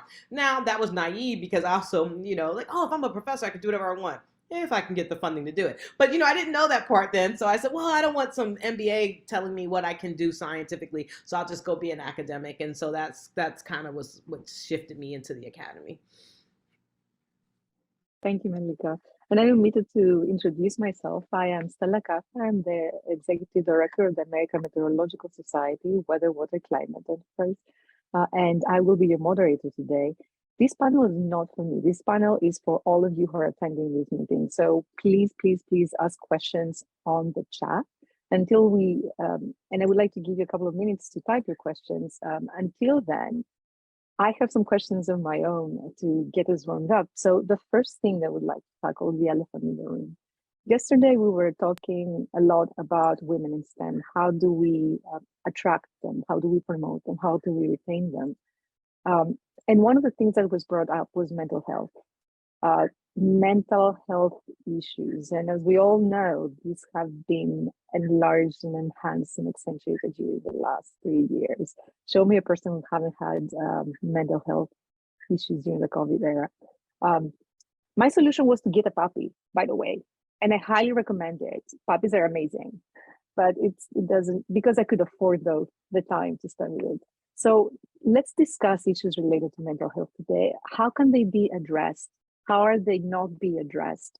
Hopefully they're not a taboo anymore to discuss in groups, because I remember when I was in school, in undergraduate, more than 20 years ago, you could not talk about mental health. Everything was fine. And I would like to start with Shona. So your wisdom. Yeah, thank you for asking, Stella. I think it starts with acknowledgement. Personally, for me, I invest in having time with therapy. I think it's really important, especially as a leader in science, and in science where a lot of times you're one or the only, and you're really trying to have your ideas push forward. These microaggressions, you may not even understand how they're impacting you. And so I also feel like so that's one. The other is really creating a network, a supportive network around you that I often say are not just mentors, but champions, people who really support you when you're not in the room. And so, and really taking, I had mental health days well before they were called mental health days. They were called Shauna days. And I would take the day, I would get my nails done. I would do whatever it was. I would just spend the day with myself. And really be revived and refreshed. I didn't have to travel anywhere, but I just took a moment and acknowledged everything I'd done myself, like gave myself a pat on the back, and just spent time not working and thinking about what the next thing was. So I would say acknowledgement that mental health is important, really thinking about for yourself, how are you going to be attuned with what your mental health needs are? If that's therapy, if that's time with yourself, is that having that cadre of champions around you? Thank you. Skylar. Yeah, so yeah, I can basically add to what Shauna said. I think that like giving yourself time to rest and recuperate is incredibly important. For example, like I'm a student at MIT, right? And it is so tempting at a place like this to just bury yourself in your work, get tunnel vision. And like that is not very good for mental health, honestly. And I always tried reminding myself that spending time on my hobbies is just as important as spending time on my classes, because it is my regeneration time. It is time that I dedicate to keeping myself healthy. Sorry. For example, like my clubs, for example, like I spend time I'm part of like a digital art club. I love drawing. I love doing weird nerd stuff on the side. And like that is incredibly important to spend time on, even when like you don't think it is. Especially when you're swamped with work. That could be like the most important time. Not like for procrastination, at least, I tell myself that. But just so that you have the mental capacity to, do things. Because tunnel vision is very detrimental to, doing more work in an actually more efficient way. It seems like kind of paradoxical, but just trust me on this. And as far as surrounding yourself with a support group, I feel like it's impossible for me to talk about my mental health without mentioning something else about myself. I have an invisible disability. I am neurodivergent. And something that has been extremely helpful for me has been surrounding myself with other neurodivergent people, other neurodivergent students at the school, people who understand how to combine, the grind with being neurodivergent, having these same experiences as me.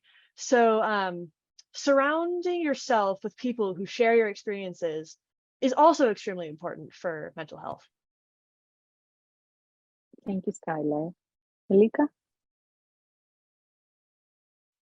I think I'm gonna echo a lot of what was already said, especially I think Shauna just nailed it. You know, it begins with it begins with acknowledgement that you need it, and an understanding that you deserve it too. I think what a lot of people struggle with is not that they don't think they need it, but that they won't allow themselves the time, as I mentioned in my talk, to say that it is okay. This is not a misuse of your time. In fact, I find I'm more productive when I take some time off to recharge. And one of my general policies is I don't work Sundays. And I refuse to work on Sundays, maybe because I used to live in Pittsburgh, and I'm a huge Steelers fan. But I learned, we used to jokingly say there that Sunday is for football and the Lord. But on the seventh day she rests, and you need to take a day off. And I always tell my graduate students the same thing. And some are coming really hot, like, no, I'm gonna work really hard. And I'm like, and you're gonna burn out. The whole sprint marathon thing. I'm like, pick a Sabbath day and honor it. And, and don't let people push and violate. I remember I had a grant proposal doing some senior college, like, well, this is going to require a work weekend. And now for their family reasons, Saturday was off the table. Well, I have this family that and this family that. I can't do Saturday. I have to take my wife shopping. But everybody agreed that Sunday worked best for them. I said, I don't work Sundays. And somebody told me if I was serious about my job, my career, I would be there. I was not there. I said, how is it that we all agreed that Saturday wasn't good for a couple of people, and we took Saturday off the table? And since I'm in the minority, that Sunday isn't good for me, I'm going to be bullied into doing it. I said, listen, here's my section. I'll have all my write-ups uploaded on Saturday, and I'll follow back up on Monday. But I just on general principle, pick a Sabbath day and honor it. Don't let anybody violate and take it from you, and, be consistent. And even if that just means you're on your couch, going into a show hole, that is fine. That is good enough. Get a manicure, do whatever it takes. And aside from regularly scheduled things, yeah, do some impromptu things. I think I do a good job of managing my mental health, but I actually found myself really overwhelmed emotionally when everything was happening with the whole George Floyd verdict. That I just felt overwhelmed, and I looked at my calendar, and I had one big meeting at the end of the day. It was actually with our dean's meeting, and I thought about it, and I just said no. And I emailed the dean, and I said, Stan, you're not going to believe this, but I think I'm going to have to call out Black today. And I said, and to clarify, I am just a little bit overcome emotionally with everything that's happening, and my attention is to these verdicts in in Minnesota, and I'm not focused, and I'm not well, and I'm just gonna take this time to just talk to some friends and get through this. And do you know what that man did? My dean, who was leading this meeting, white man, he replied back, Malika, you do what you need. That is so understandable, and I feel you on that. And you know what? He held the meeting he shortened the agenda. He met with the others, and he said, we're going to have a really short agenda. Malika's not joining us today, and she let me know why. And you know what? I think the verdict's coming out around 4:00, and the meeting started at 3:30, supposed to go to 5. He's cut it at 4:00. He said, everybody off the call, let's tune in and let's be aware of what's going on in the world. And so don't be afraid to advocate for yourself. You'll get some pushback from some people, but you'll be surprised about the support you'll get. Send boundaries, right? Stick to them. Darby. So a couple of things. First of all, I'm laughing at your day off because I take my day off starting at noon on Friday. Because frankly, I don't ever do anything productive on Friday afternoon. And so finally I just said, why am I even trying? So I take Friday afternoon and all day Saturday off, and then I work on Sunday. So that's the way I do it. But a few things. First of all, for me, exercise, the mind-body connection has always been really important. To this day, I'm a master's rower. Being exhausted physically helps to calm the voices in my head that relate to my research. And I think that maybe the best advice I can give on this topic is really about setting priorities. I think when I was in the thick of my career, there were so many people asking things of me, my children, my partner, my teaching, my students, my job. And at some point I finally sat down and actually made a list, which I taped to everything, that said, okay, the kids are the first priority, then the spouse, you Darby are in there. And then after that, your job is is second to that. And I heard on NPR recently, some guy has calculated that you spend a sixth of your waking hours working, supposedly. So I wish I'd known that at the time. But anyway, for me, when I'm completely overwhelmed with information and things to do, it's sometimes, it's tempting just to sort of go under. But having that list always, a list of priorities always helped me kind of figure out what I had to do. And then, of course, the truth of the matter is you never finish the list, it's always there. And I think as a senior scientist, the thing that I've spent 40 years trying to do is to get over the guilt, right? You never finish the stuff, but you make progress. And for me, my famous catchphrase, which any student who's worked with me will know, is I always say, look, the world will not end if we miss this deadline. And so now the students, of course, quote me that back. So that always puts, I try to teach the students that the world isn't going to end if you don't make it. And, there'll be another grant that you can write, or there'll be another thing. But some things you do have to show up for. And if, like teaching, you have to be in class. So I don't know, sometimes it just helps me to think about on a daily basis. And I'm also one of these people that before they go to bed at night, I have a list and I figure out what I make my worry list for the next day. And I go down the list of priorities. So for me, just being organized and thoughtful about what my priorities are and what I have to do with respect to the deadlines and constraints I have around me is important. And then just not feeling guilty when I don't make it, which happens all the time. Thank you. We'll go to the question on the chat. The question is, what advice do you have for a young woman trying to find their way in the geology and planetary science field? And actually, I will start with Skylar. Let's talk about advice that you have overall for all of you, for a young woman or a young person who's trying to find their way in science in general. So Skylar.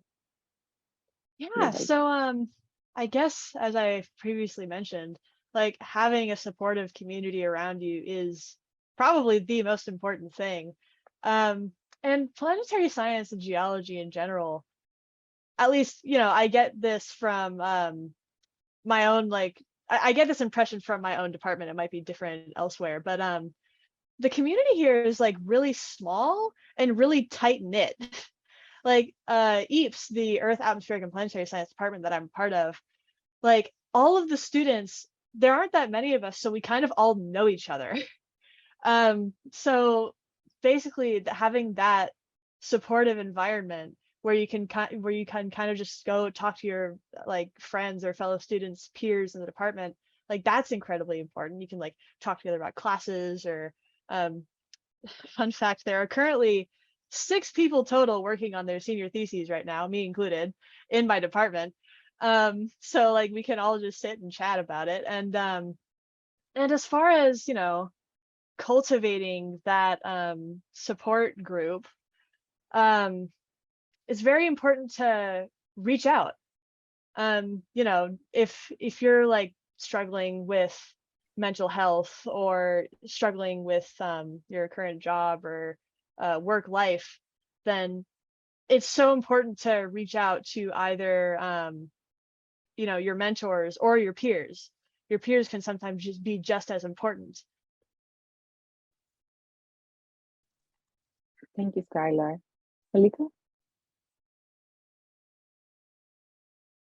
I touched on a little bit of this, and your Skylar's last point is, I'll actually fold in, is a lot of my peers, I do have my peers in my field. It's like my friends who are completely outside of my field, and me being a chemist, I've got a really big and supportive community within chemistry. But of recent, I've actually found the value in making connections with just women scientists and scientists in other disciplines, because there are some nuances. All science is not the same, and so I do learn a lot about the different cultures. And honestly, it's almost like, oh, I thought chemistry was bad, and you go hang out with some people in physics or something, and you're like, oh, okay, I'm glad I'm a chemist. And so I do think that there is it's always valuable to grow your network and to think about the different ways in which you can find interactions and intersections with people in other disciplines to further grow, and people, you know, and who could sew into you in ways that you may not have initially thought of or imagined. I also do enjoy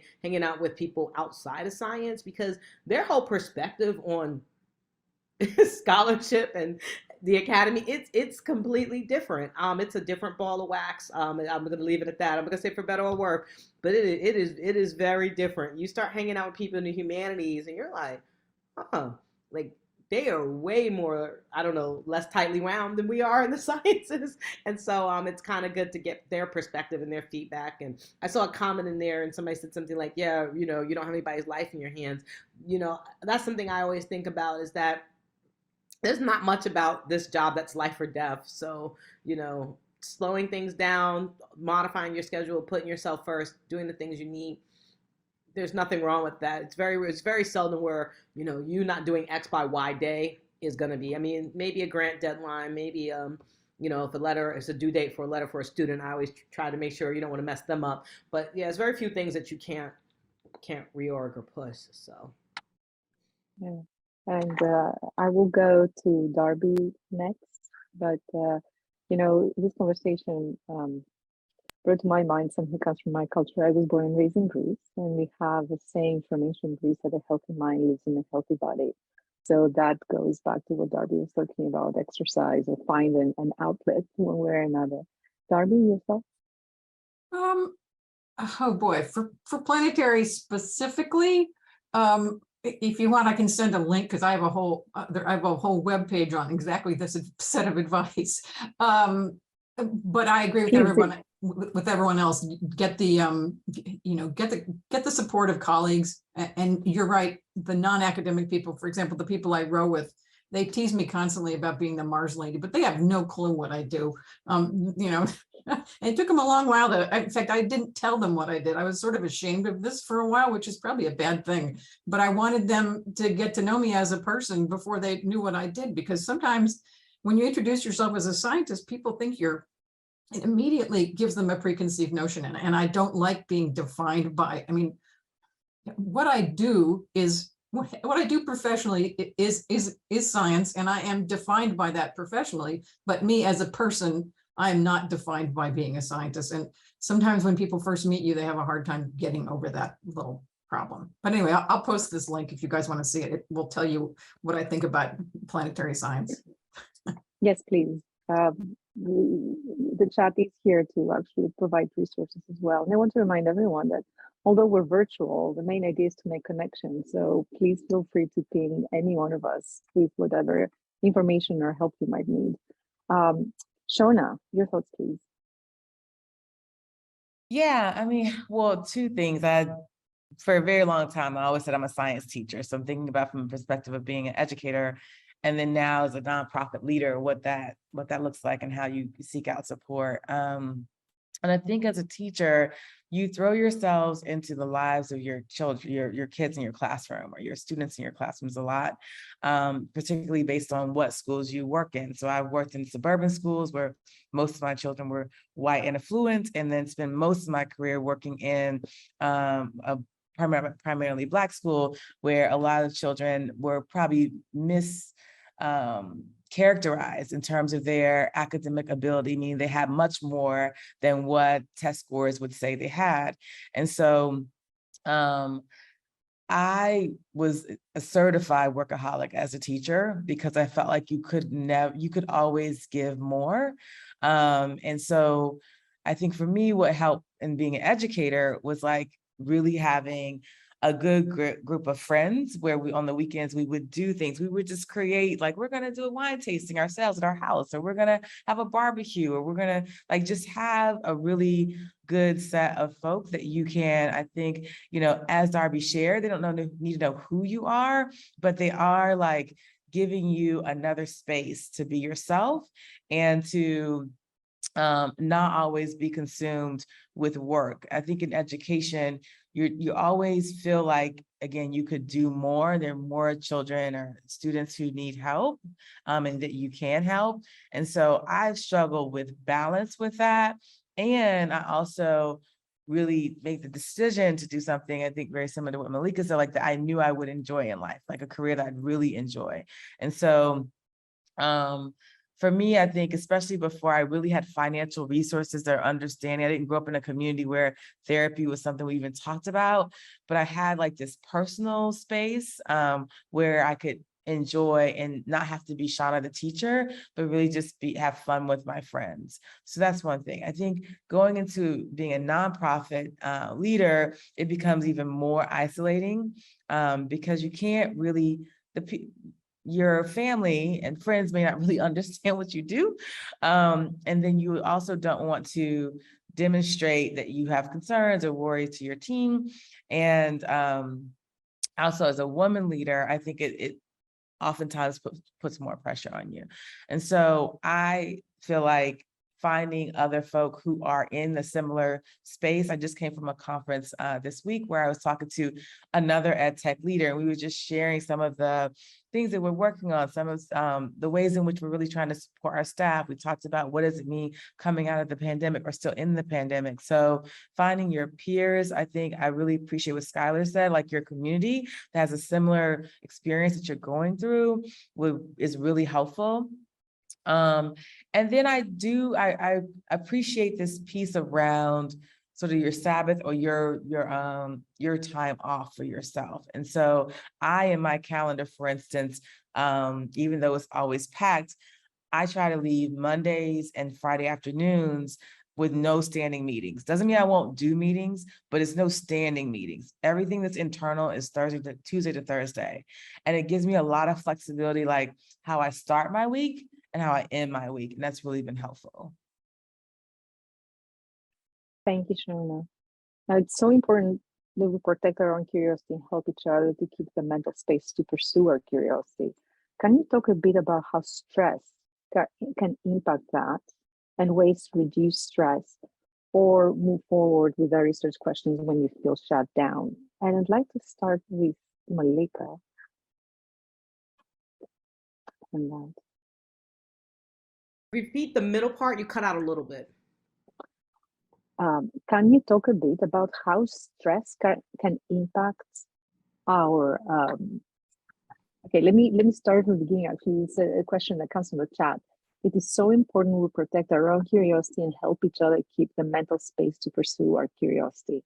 Can you talk a bit about how stress can impact that and what and ways to reduce stress and move forward with our own research questions when you feel shut down? It was the curiosity. I was like, to pursue what the curiosity was where it clicked out. Okay, I see it in the chat. Absolutely. And that's a brilliant question, because we often don't realize how stress is negatively impacting our productivity. Because it's easy to go through the mechanics of doing things. And especially if you have, multiple facets of your role, if you're doing teaching, you're doing administration. At this point, for those of us who are advanced in our careers, we could probably teach in our sleep. We've got the syllabus, we got the notes. It's autopilot. But what you don't realize is where you're hurting is on your research. That's where I call it high level thinking. That's where you really need the brain to click in. You need to relax. And I think, it's important. That's another reason why you should say, oh my God, I really have to protect my mental headspace. I personally experienced a problem with this earlier this year, and it wasn't so much in terms of stress that contributed to it, but honestly it was COVID. And you hear these people talk about the COVID brain fog situation, and it's like, but I got COVID at the end of last year, and it was over the break, and I was plenty tired, but school was recessed, and I thought, great, at least I have a chance to sleep and rest and everything. And then got over all the symptoms, was like, great, let's hit the ground running. And I'm like, and go. And begin scene. And it was just like, it wasn't firing. And I was just like, and it actually took a couple of weeks for literally the quote brain fog to clear. And then that really got me to thinking about the importance of being able to have time to have, I call it like high level thinking. And Shauna's point is great about the scheduling. Is one thing I learned that helps with that in general is how you schedule your time. And I tell my students this: all time is not the same. Okay, there are two things you need to think about when you do your schedule. Is one, you need to think about when are you at your best. Some people are morning people. I've got this coworker. I know if I turn on my computer at 9 a.m., she done sent me like 13 different emails. She's been working since 5, and she's firing. At the same time, I know I sent her a bunch of emails and I won't hear from her again to the next morning because she's like offline. She's got kids. She's offline at 5 p.m. and I think her husband does drop off and she does pickup. So she's got the mornings to herself and she's on it. And that's when she's at her best. She doesn't schedule meetings. I realize I'm better kind of mid-afternoon, like after lunch. So I will pack my meetings before lunch. I'll pack my scheduled meetings all morning, but like, please give me, like 2 to 5 to, if I want to write, I need to give me that 3 hours from 2 to 5. Cause that's when I'm at my sharpest. I'm fed, I'm thinking. And so, think about, when you do your schedule, give yourself time because it takes time to get into thought. You read a few things like, where did I last leave off? And it takes a little while to get things going. And so when you look at your calendar, I had to learn this and I'm still evolving. Budget your time accordingly. I say the second point I'll say is all time is not good time. Because you might look at your schedule and say, oh, I've got 3 hours on Thursday. Okay, but if one is between your 10 and 11, a break between meetings, and another one is between 2 and 3, and then maybe you have 1 more hour at the end of your day, is that really as good as 3 hours in a row? Probably not.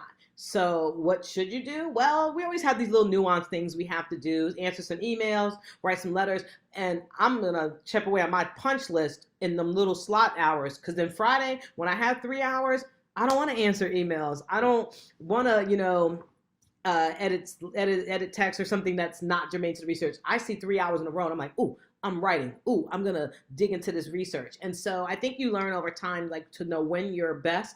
And, that's what you block off in your calendar and protect for yourself.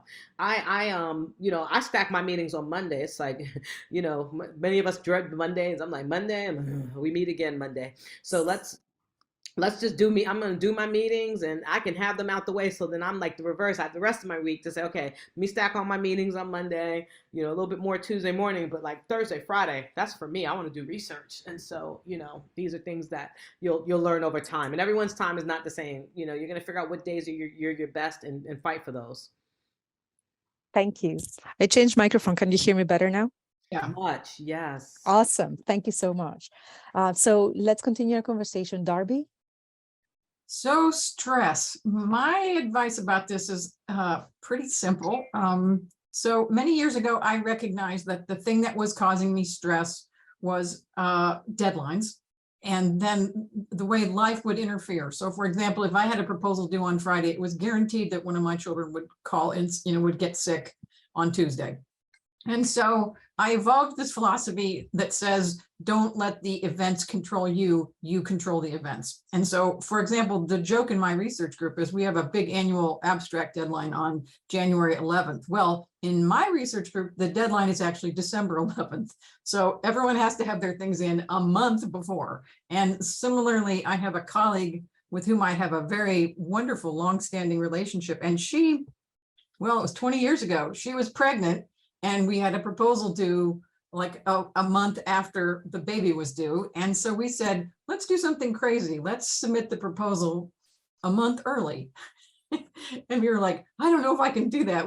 I can never do a deadline a month early. But anyway, we started doing that. And since then, she and I now have, 6 proposals funded. We meet every week. We organize our priorities and we set deadlines in advance. So the take-home message from that is you don't let the deadlines control you, you control them.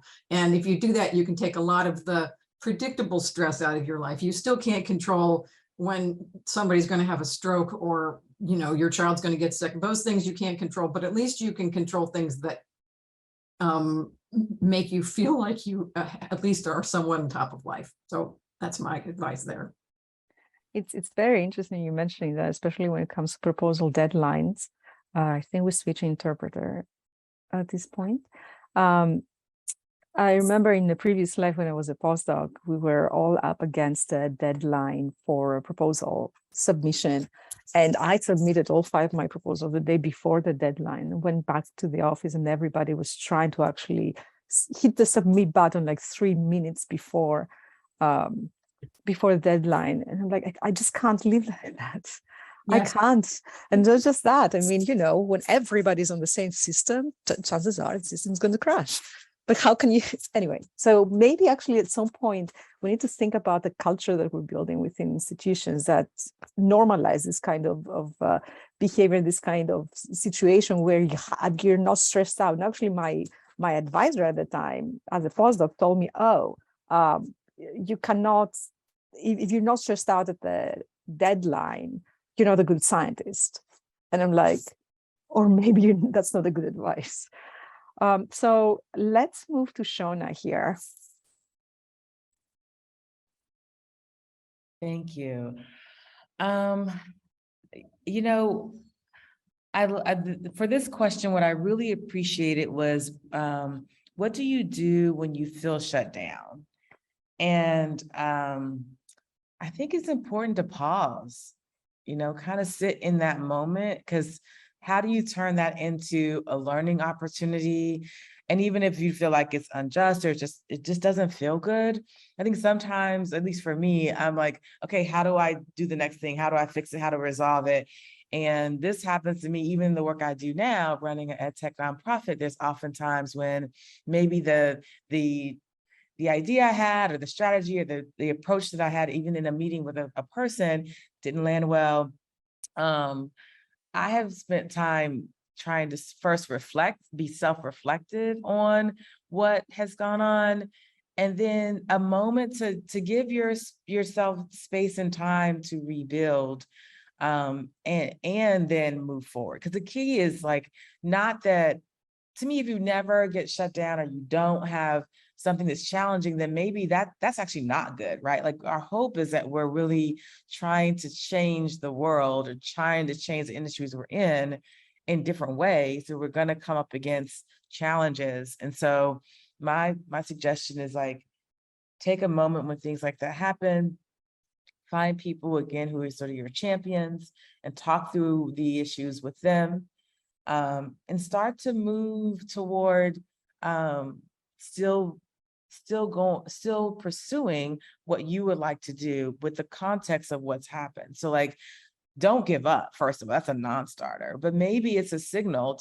to have a different approach, and having time to talk to others around what you've experienced, what you felt like shouldn't have happened the way it did, can also give you another perspective. I share that because I know I don't always do that, or I haven't done that, especially years ago. And I've learned that it's best to really acknowledge that those are moments for learning.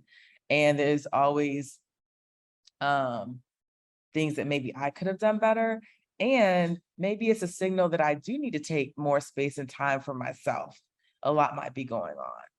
So yeah, life happens, but hopefully we have people around us, and so that we can move forward after that.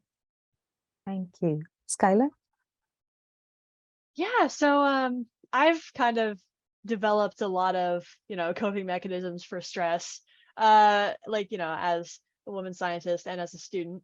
And part of that is like knowing what stress does to you, right? Because like if I have like some insane deadline, or like I'm swamped with work one week, then what that does to me personally is I'll just like sit at my desk and then just like stim in my own anxiety, just like simmer in it, and I'll just like, and like that's no fun, right? Like, and like that's like counterproductive. That is what stress does to me personally. It is a counterproductive thing.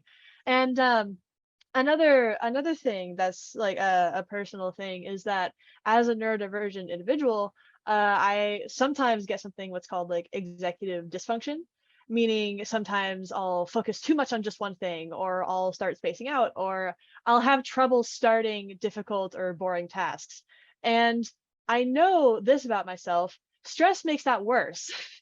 Like that's another counterproductive thing. Like if I'm like sitting at my computer, like about to start like a really difficult paper or essay that I'm just dreading writing, then like my head will just get immediately distracted by like a notification on my phone, or literally anything else that I would rather be doing.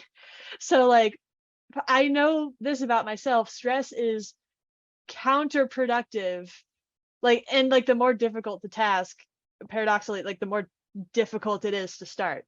I'd also like to add, I absolutely love the point of not all hours are good hours.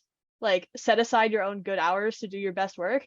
Like, yes, absolutely. Cause I'll know like other students who will just work like all night, all nighters. They're night owls. They like sleep during the day.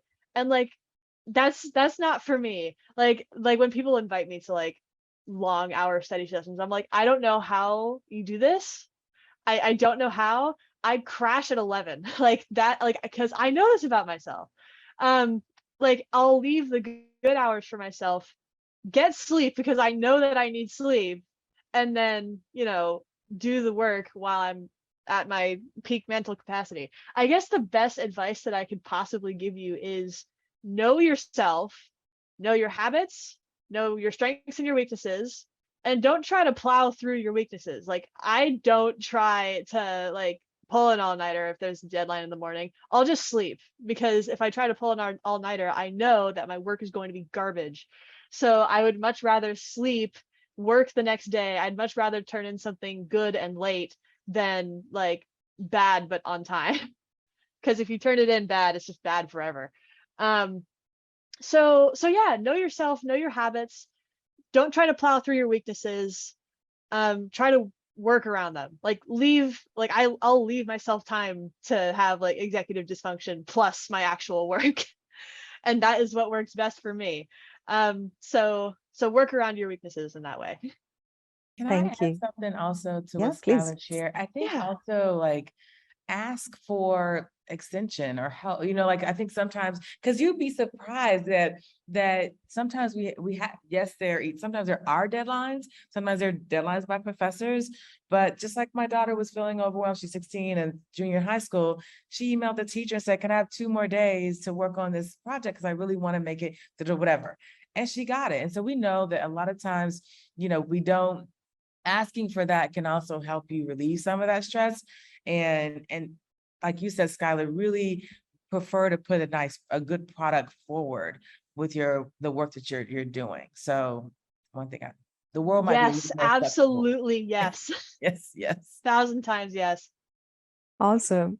So the next question that we have has to do with specific resources. So can you talk about what resources are available for people who might want to help out, to seek out help via a therapist?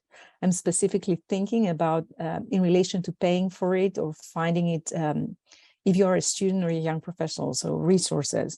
And I want to add to that Gwen has actually put a really nice link there for Black women who don't have local access, a webpage that is set up to help locate people and have been offering telehealth if no one's in your area.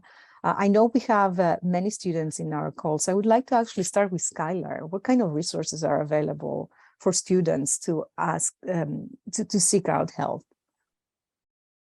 Yes, so I think I can mostly attest to like my own school and like my own environment. And I don't know how different it is in different places, but MIT has something called S cubed, where basically you call in, say, I am absolutely swamped this week. Can I ask for like a letter to give to my professor to ask for like an extension, and you guys can back me up?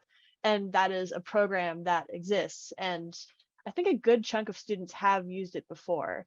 And so I guess my best advice to you is seek out those equivalent organizations at your school. Seek, and if they don't exist, advocate for their existence. um, and you know, I am, again, I have an invisible disability. Reach out to disability and access services. Organizations like this. Some kind of organization must exist at the school. If it doesn't, advocate for its existence. It's a good point. That's what you need, right? And try to actually make a difference for Exactly. the next generation of individuals who will follow you. That's a great point. Thank you, Skylar. Malika, BU, or in general, what kind of resources do we have? We've got a bunch of resources. We've recently expanded our offerings through behavioral med.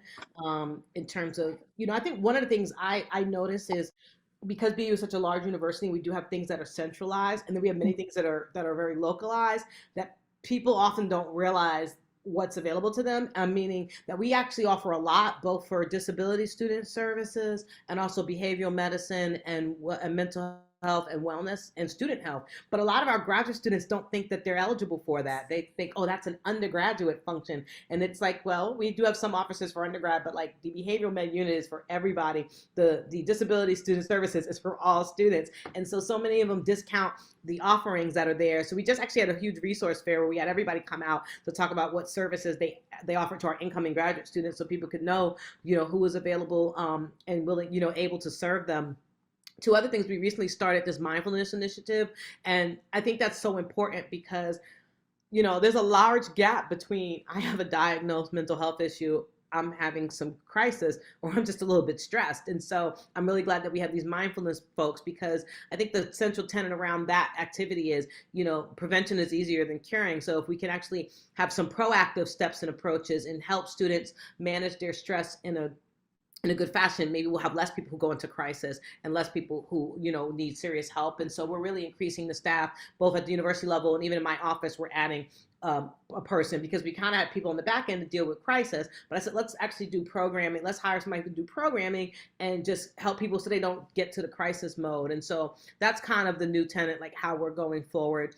And moving things around, and also helping students make connections to things that they may not link together. So for example, in our resource here just yesterday, one group that was there was our Fit Rec unit, and they talked about all the offerings of the fitness center, including the dance program. And a lot of people didn't know about the dance program. I myself have participated in it. It's an excellent outlet. Like, when you think about, wellness and mindfulness, you might say, oh, I'll work out, or maybe I'll do some yoga. But then it's like, dance is actually a good outlet as well, for stress and moving around. And so, these are some things that we're really excited that we have for our students and that we're, able to offer. And the other thing I'll just put out there is, don't be afraid to talk to somebody. I mean, your deans are there to help. Those offices have people there to help. I find a lot of times, and sometimes students get upset or disappointed or frustrated. Why don't they do this for me? Why isn't anyone doing this for people like me? 9 times out of 10, you maybe, it's benign neglect. This is actually the first time it came up, and nobody thought about it. And so instead of going and sulking and being like, they don't have anything, this place sucks, contact your dean. Hey, are you aware that there's an absence of resources for students who have X, or can you point me? It's not obvious from your website where resources exist for students who have X. And it may be that it's simply not obvious on the website, and they'll give you a referral, or they may say, that's a great point. What do we have for students who have X? Oh, we don't have anything. Hey, what might students who have X need? And so, so having that conversation and, to be collaborative, to say, okay, I need X and I see it doesn't exist. How can you get it to me? An example of that is we have a graduate student. We have graduate students who are refugees. And, that's something that hadn't really come up before. And they said, we noticed that the therapists aren't really equipped with this to deal with this special situation. We found a therapist who's trained to deal with the special situation, but they're not in the network. How do you bring them into the network? And so it's like, wow, that's a great point. So, behind the scenes, we're doing the research to figure out how to get them so they're covered by the plan. But in the interim, we're paying for it until we can figure out how to get it covered by the insurance. But the answer is not going to be no, we're not going to let you have this therapist because it's not covered by your insurance. This is clearly the therapist you need. So we're going to make sure you have that. And now we're thinking maybe you're the student who spoke up. Let's make this a thing and advertise it, because there may be some other students who just quietly went away. They don't offer this, and then they went away. And so I always tell students, like, before you, throw up your hands and get outraged, talk to somebody, because often you may find that they actually share your disappointment and outrage, and they weren't aware of the gap in the coverage. I mean, our schools are big. I have 1,400 students in my college alone, and so you guys are not all the same, and we think we cover all our bases, and then it's like that one student says, well, what about we didn't think of that combination, but how might we best serve that combination, and let's line some stuff up, because schools do have resources and can usually act very quickly. Cool. Thank you. Darby? Same advice. I guess I'll speak to more of the people at the other end of the spectrum. So if you're employed in a company, almost all companies have some kind of emergency mental health hotline. I know at Mount Holyoke, you can get 4 free visits and then they will help you find a therapist. And I remember when I started therapy, that's how I found my person. So I would say, you know, the HR people are often the people that, if you're employed somewhere, can help that. And yes, I have to validate your point about people in network and out of network, especially during COVID. Right now, it's extremely hard for people to find therapists who are in network. I know a family member tried to find a therapist and was unable to find someone in network, and the family collectively put forward the money so that she could go forward with the therapy. So, man, it's a tough world, and it's very difficult to find a person who's a good match. But speaking from my own experience, I wish I'd had therapy 20 years before I actually started it. So don't wait, because it's an incredibly healing thing. And as you said at the beginning, there's less social stigma around that now, and it can be a lifesaver. Thank you, Darby. Shona, for those of us who are not in academia, we don't have access to all those wonderful industry resources. Yeah, I would say it's Scratch Foundation. I think it's happening now too, where some organizations are saying that mental health days can be sick days. That's a really nice trend. So that's one thing.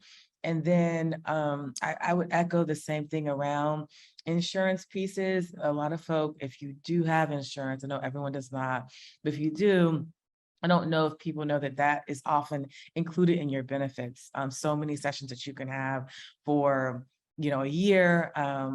And talking with your doctor also, I think is important. And even just the regular checkups. I think we often don't recognize that can include discussion around mental health and getting their thoughts about how you can approach it. So again, my daughter's 16 and junior in high school, and it's really been wonderful to work with her pediatrician around her mental health. So in addition to now having counseling, she meets with her pediatrician regularly every couple months, just as a way to check in on how she's doing and thinking about, does she have the resources she needs for her own mental health, especially again, just for data point, even before the pandemic, young folk, at least 40% of them diagnosed or not diagnosed, were suffering from some amount of depression. And now we're talking about going through a global pandemic. It's had a huge impact. So we just have to recognize that that's on everybody, and no matter what communities we're coming from, and look for those resources. I think there could be some other ways. I mean, even health centers, inquiring about that. And in work, this did not take the place of therapy for mental health, but also, look at coaching as a resource too, for helping you navigate career and challenges at work. And that might be also something where work can help you with covering that cost, and giving you some support around just, again, how you continue to grow as a working professional. And in some cases, also dealing with interactions or microaggressions at work as you're continuing to climb as a woman, and how you can be supported in that with a coach, either a leadership coach or executive coach. Thank you. Dealing with microaggressions at work, we can cover a whole day of conversation at that, but I would like to shift gears a little bit, not too much, because we have a very good question about mentors here. And we all have individuals who make differences in our lives and are still making a difference in our lives. So here's a question. Can you talk about mentoring, how you mentor, how to find a mentor, how to connect with someone? We're talking about specific resources to also help people be good mentors. And also the idea of remembering that what you went through and where you came from, making sure you're reaching your hand back to help others. I find that some people forget that they need to reach back and pull people up, which is an excellent point. So let me start with you, Shona. What are your thoughts? Yeah, I'm happy to talk about mentors. I often try, you've heard me say this already on this call, but in the session, I often try to elevate the conversation to champions as much as possible, because I really believe champions are folk who really speak for you when you're not in the room. And that's what a lot of women need, people of color need, especially as you're going through your career trajectory. And so I think you find them in different ways. One is in relationships. So I really enjoy building relationships. And in some cases, I have mentors that I've now known for 30 years, and they ran the age spectrum. But then also, I really do try, I don't always have time, I try to make time so that I can build relationships and mentor others or champion others.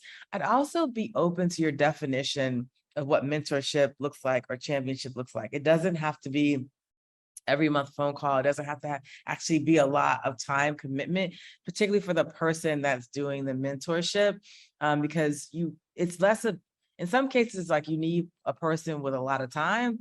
In other cases, you need a person with a lot of influence and have lived enough to like give you really good advice. So even if you talk to them one time a year, and this might be, as Malika said, it might be a dean of college and have that professional conversation. That's so worth it, because maybe when they're going and talking to someone around internship opportunities for the students on the call, or other types of things or co-ops, they remember you as someone that they might want to share that opportunity with, or for that company to share and reach out to. So I would say, have a broad definition of what mentorship and also championship looks like. Be open and build relationships is a first point. Also, it's a lot of times mentorship and championship comes from the person who's the mentor. Like, they're going to choose you. Doesn't mean you shouldn't ask others to be your mentor, but a lot of times it happens without you even knowing it. They've already chosen you because you had a really good conversation with them, or you did something really impactful or thoughtful. And without telling you, they've already decided that they're going to keep you in their wing. So that relationship piece is really important. And as much as it's really important to have mentors and champions who look like you or had similar experience, I wouldn't limit yourself to that. A lot of my career has been guided by, quite frankly, white men who've been very supportive of me or men who've been supportive of me generally in my career, and also women and women of color and Black women. So like it literally have every spectrum of folk who I would say are mentors and champions. Thank you, Shona. Darby? So I'll start out by saying something that my mother, who was born in 1930, used to tell me, which is, Darby, if women don't help other women, no one else will. And sadly, even though my mother's died 15 years ago, I think that's still true. I still think that the most effective mentors are people that look like you. And you're right, Shauna, I obviously got great mentoring from, white males. I mean, when I was coming up the pipeline, there was nothing but white males. When I was at MIT, there were no women faculty in the department, so I didn't have any choice. But I have always felt it's an obligation for me. It's something I feel very strongly, that reaching behind and helping people is really an important thing. And I try to instill that in my students too, and set them up in a culture where they also advise people that are behind them, even though they might be in high school. But you're the minute you sort of self-recognize as who you are, and as in some remote way a role model, then I feel like you have an obligation to share the wealth.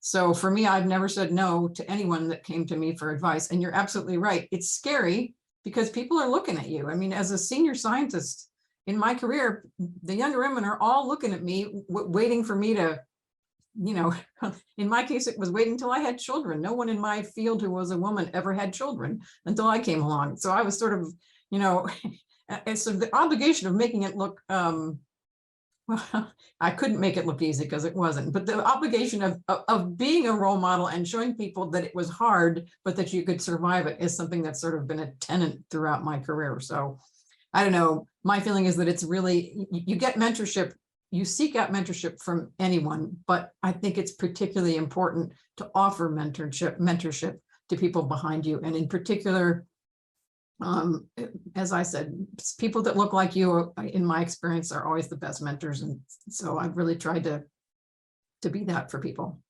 Yeah, also, we have to remember peer mentorship is really important. Correct. I have a group of friends who are my age group, none of which are scientists. We're all young women with different backgrounds and have different challenges. Most of them are in finance. Just fancy that. So we commiserate with each other, we advise each other, we talk to each other, and we stay connected. We're not even in the same city. I'm in Massachusetts, in Cambridge right now. So we just make sure that we support each other, we lift each other, we celebrate each other, very important. And we're there for each other when something does not go as we want it to. Skylar, you talked a little bit about your mentor at the beginning of your introduction. Tell us more. Right. So yeah, I really want to talk about I've had so many mentors of all different shapes and sizes throughout my academic life. Also, first of all, I would like to say, Shauna, you really hit the nail on the head, I thought. Like, oh my gosh, yes. And I would also like to talk before, oh gosh, what do I want to talk about first? Because I've got like multiple stories that I'd want to share about like different types of mentors. Yeah, I guess the first like mentors, academically that I had were Pat and Grady Boyce from Boyce Astro. That was actually how I met Stella. And how I got involved in the American Association of Variable Star Observers in the first place was, I was in Boyce Astro and I got to reach out to all of these amazing organizations. So like that is the power of like a great mentor. And also, okay, I want to talk about like different facets of like the many mentors that I've had in different areas, but I want to talk about how mentors don't always have to be, in the academic field that you're going in. They can come from the strangest places.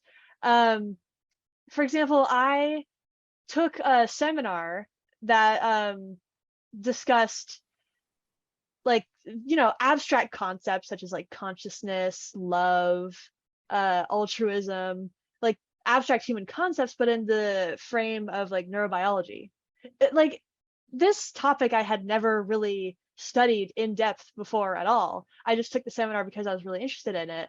And like, I loved the professor so much. He was amazing. It was like a psychiatrist. He was actually an MIT alumni who studied physics and then actually just decided, I don't want to be a physicist, I want to be a psychiatrist instead. Went into psychiatry and became like a professor and came back to like teach a seminar. Loved the class so much. And then he eventually came back and asked me to TA for the seminar. And I'm a TA for that class to this day. And now I have an incredible mentor in something that like I had never like really studied before, but I absolutely adore the subject and I get a new perspective on my studies and my like general academic and student life because of that. So mentors can be multifaceted. They can be many different things, and they can come from very unexpected places. And also I also kind of want to talk about something completely unrelated to the story I just told, because I was inspired when Stella mentioned peer mentorship. That is basically equally important, I would say, as like, mentors that you look up to as well. In fact, I have a story behind this. I'll try not to make it too long. So basically over the summer, right, I was an intern at a student observatory. There were 6 interns total, me included. 5 of them were ladies. 1 of them was a guy. And over the course of the summer, we started to realize that the guy intern was like a huge workaholic, did like a ton of work for the internship, but he eventually started like crossing boundaries of, oh, he would do other people's work without like, asking. He would just go ahead and do it. And he started like taking control of like a lot of different aspects of the project, kind of just gradually.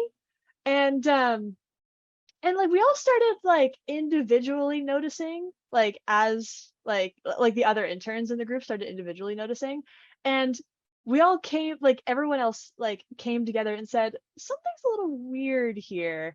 And eventually we all got together, wrote up an email to our supervisor, who was extremely responsive and amazing, and handled the situation incredibly well.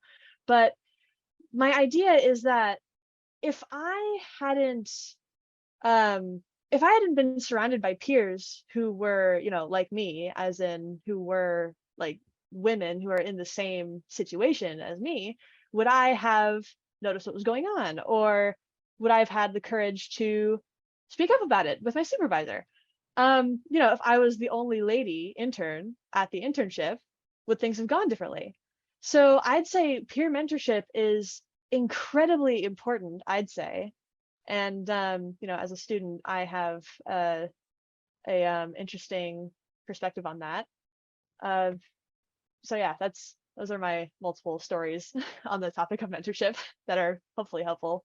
Thank you, Skylar. We're talking about, you know, finding our tribe, right? Yes, yes, absolutely. Yeah. Malika? I like what Skylar said about peer mentors. I mentioned in my talk that, you know, people intrinsically think your mentor should be significantly older than you, but, you know, you can actually learn a lot from your peers. And I think that's something we also have to normalize, is sharing information. You know, a lot of people, you'd be surprised who knows things. And, you know, it's sad when you see somebody struggle with a situation. It's just because they just don't have a piece of information. And so it's important that, you know, that as peers, we look out for our peers. Now, as a recently promoted, now that I'm at the rank of full professor, I have a couple of junior faculty colleagues who I would say I look out for. You know, when something hits my box, I'm like, FYI, I'm like forwarding emails like, did you know about this program? Did you know about this thing? Did you know, like, FYI? And one is actually a really recent hire, and she's like, yo, I thank you so much for sending me. And I tell them my stance is I'd rather you hear something twice than not hear about it at all. If you already got it, do another source, great. And, you know, sometimes like, oh yeah, thanks for bringing this to my attention. I didn't see this. Or one thing was actually something internal to the campus, and they were like, whoa, my chair didn't even share this with me. Like, what's going on? And it was actually an internal award. I'm thinking your chair didn't share with you because they may have decided which other faculty member they were going to put up for this, so they didn't tell you. But you're eligible and you should ask to be nominated. And so I do think that, you know, peer mentors and people who aren't, you know, are in similar straits can actually be super helpful. I think the other part was like people were asking about where you find mentors, all kinds of places. I mean, I guess there are a lot of formal channels, mentoring programs. I know for STEM, the NIH had a really nice virtual mentor program. I think it's still going on. At least I know it was a couple of years ago. But a lot of organizations may have professional venues for matching people with mentors, but I still hold that the organic relationships tend to be the ones that go. You know, when you get assigned a mentor, sometimes you get good service, but if there's actually a good connection and stuff, then it usually grows and organically and evolves into something bigger or something better. But you know, don't be, again, I said, look for help in unusual places. Don't be afraid to ask. You know, you have to just be willing to accept that no is a possible consequence of asking. You expect some no's, but you know, you can make ask and you get yeses too sometimes. So don't be afraid to ask. Like I said, I get asked questions all the time from junior people, especially because I'm very active in the American Chemical Society. I get a lot of questions from junior people about things like awards and fellowships and things from the society, because they get, oh, she's connected, she's involved, she probably knows how to do this. And it's like, yep, I sure do. And I got language already ready too. It's like, oh, you want to put this packet together? Somebody asked me about that years ago. Let me copy paste and send this to you too. So, you know, the worst case, you get silence often, even more often than no's with the academy. We get so much email, your email sits on red. But you know, but if you gotta just get a thick enough skin, be resilient, expect some no's, but know that those yeses you get are so worth chasing after it. Absolutely right. And if you don't ask, you don't get, right? Another resource that comes to my mind is called MentorNet. This is an online resource that connects individuals for whatever purposes. I have been a mentor there for a while now, and I worked with graduate students, especially those who need a little bit more discipline and close supervision and accountability when it comes to writing their thesis. Because trust me, at least I didn't want to write a thesis. I was over with my research. I knew the answer. I had my papers out. I'm like, why can't I staple them all together? And I had a member of my committee who said, I'm very grateful to her actually, who said, no, writing a thesis builds character. Sit down and do it. And it was the most daunting task ever. I felt that, and I find that there are other individuals who really need this kind of help. So what we're doing is setting weekly appointments and targets for them to reach to the point where they submit the thesis, et cetera, et cetera. So perhaps that is a way for you to find someone who can help you go through a tough time period. I have to tell you, I never met those young ladies in person. But at the same time, I hope I really helped. So we're going to go with another question here on the chat, and being aware that we have 10 more minutes. So with that, I would like to ask, the question is, what advice do you have for maintaining mentor relationships after you've moved on to a new position or program? And I will add to that, or shifted fields, for some of us who actually moved a little bit around. And I will ask you to answer that question and also give us some final thoughts on everything that we discussed today. And I'd like to start with Darby this time. So I put my response to this actually in the chat because I think it's so important. It's very hard when you're a very busy professional to maintain, at least for me, to maintain mentoring relationships without scheduling it. So I schedule them. I have them on my calendar. I have certain people that I reach out to on a monthly basis. They are staggered. So, but it really helps not to make it sound like, hey, I'm mentoring you and I'm reaching out because it's the first of the month.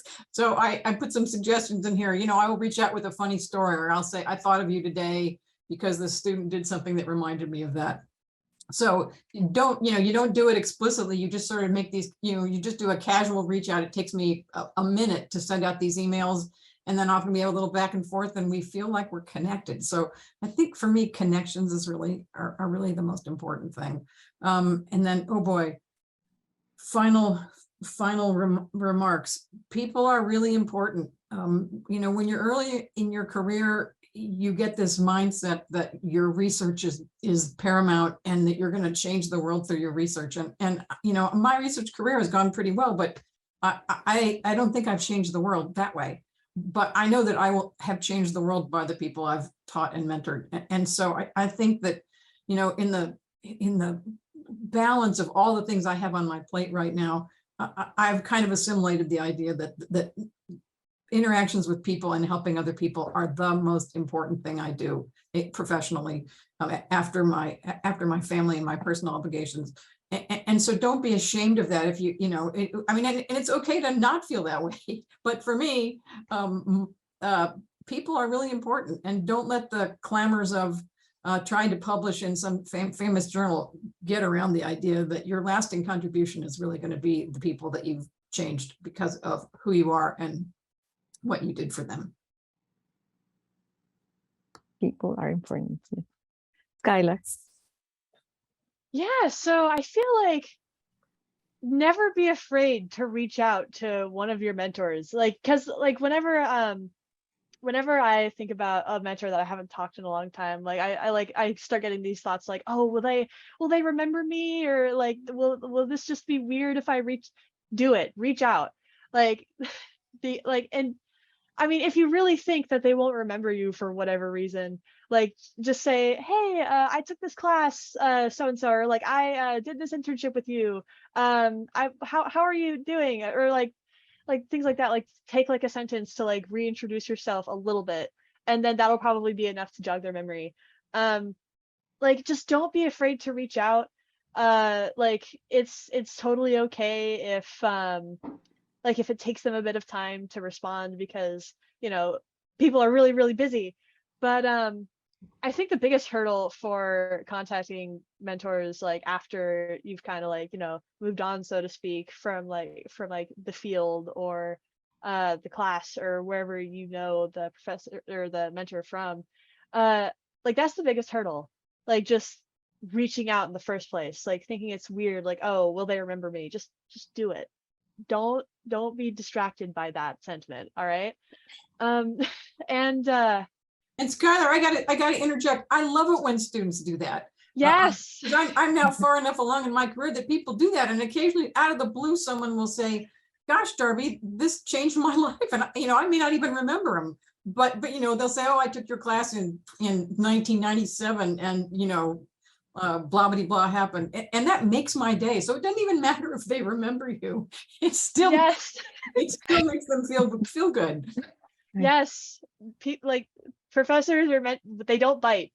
They're not going to bite your head off. It just contact them. Do it. Don't be afraid. Cool. Yes, and they will love it if you reach out to them.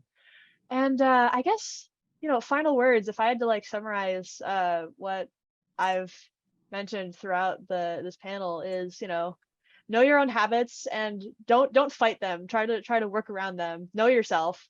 Surround yourself with people who understand your own experiences. There is power in numbers.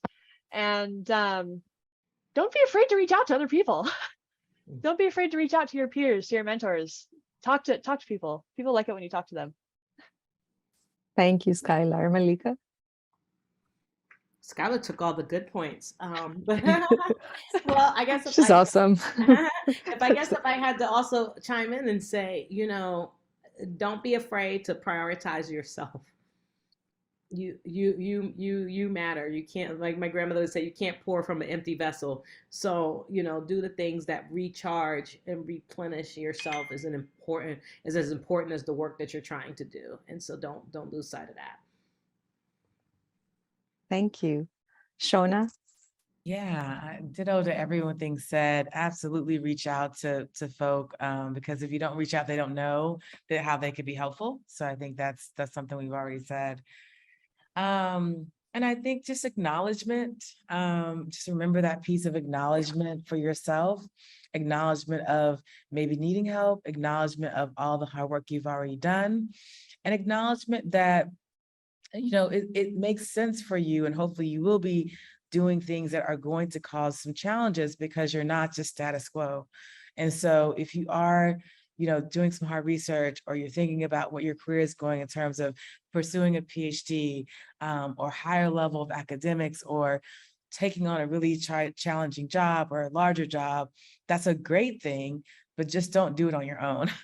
Like really think about what is the support needed for you to be successful and always check in with yourself on how things are going. And so relationships matter. I agree with the piece around people matter. And when you think about the change you want to make in the world, it may not be that last paper that you wrote. It's just a final comment. A couple of years ago, more than a couple of years ago, I remember there was a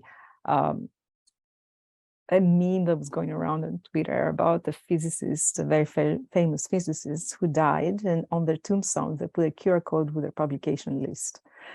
And it's true, actually, I checked out the QR code and it was a publication list. And the first thing that came to my mind is that I don't want to be that person. I'm not going to be that person. I'm going to be a person. So thank you all for your advice. Thank you all for this conversation. Thank you all for your wisdom. And thank you all for being here. Malika, Shona, Darby, Skylar, you made a difference just by discussing those challenging issues with us. And thank you all for participating in this panel. Very thoughtful conversations, very interesting points. I think I'm going to go back to Jason. This panel is over for now. And I think we have a couple of announcements before we break for lunch. Yes, thank you all very much for your time. We greatly appreciate it. It's incredibly valuable. We're going to take a break for lunch. We'll come back at 1. We highly encourage everybody to come back at 1 because we will have the salons where we'll take a lot of the information that we got from this panel and from hearing Malika, and we can discuss it. And that's where we make other differences and try to start making some real world solutions. So please join us again at 1 o'clock and we'll come back and then you'll be automatically sent to your salon. So thank you all very much. We greatly appreciate your time and we'll see you in a little while.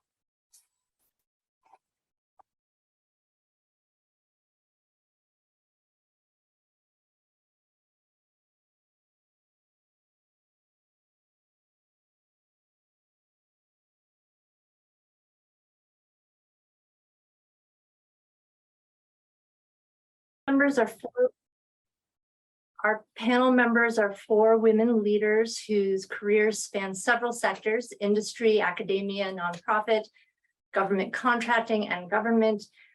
The Mariah Mitchell Association has brought us together to discuss ways in which our work speaks to Mariah Mitchell's legacy of encouraging, supporting, and mentoring women dedicated to the advancement of STEM.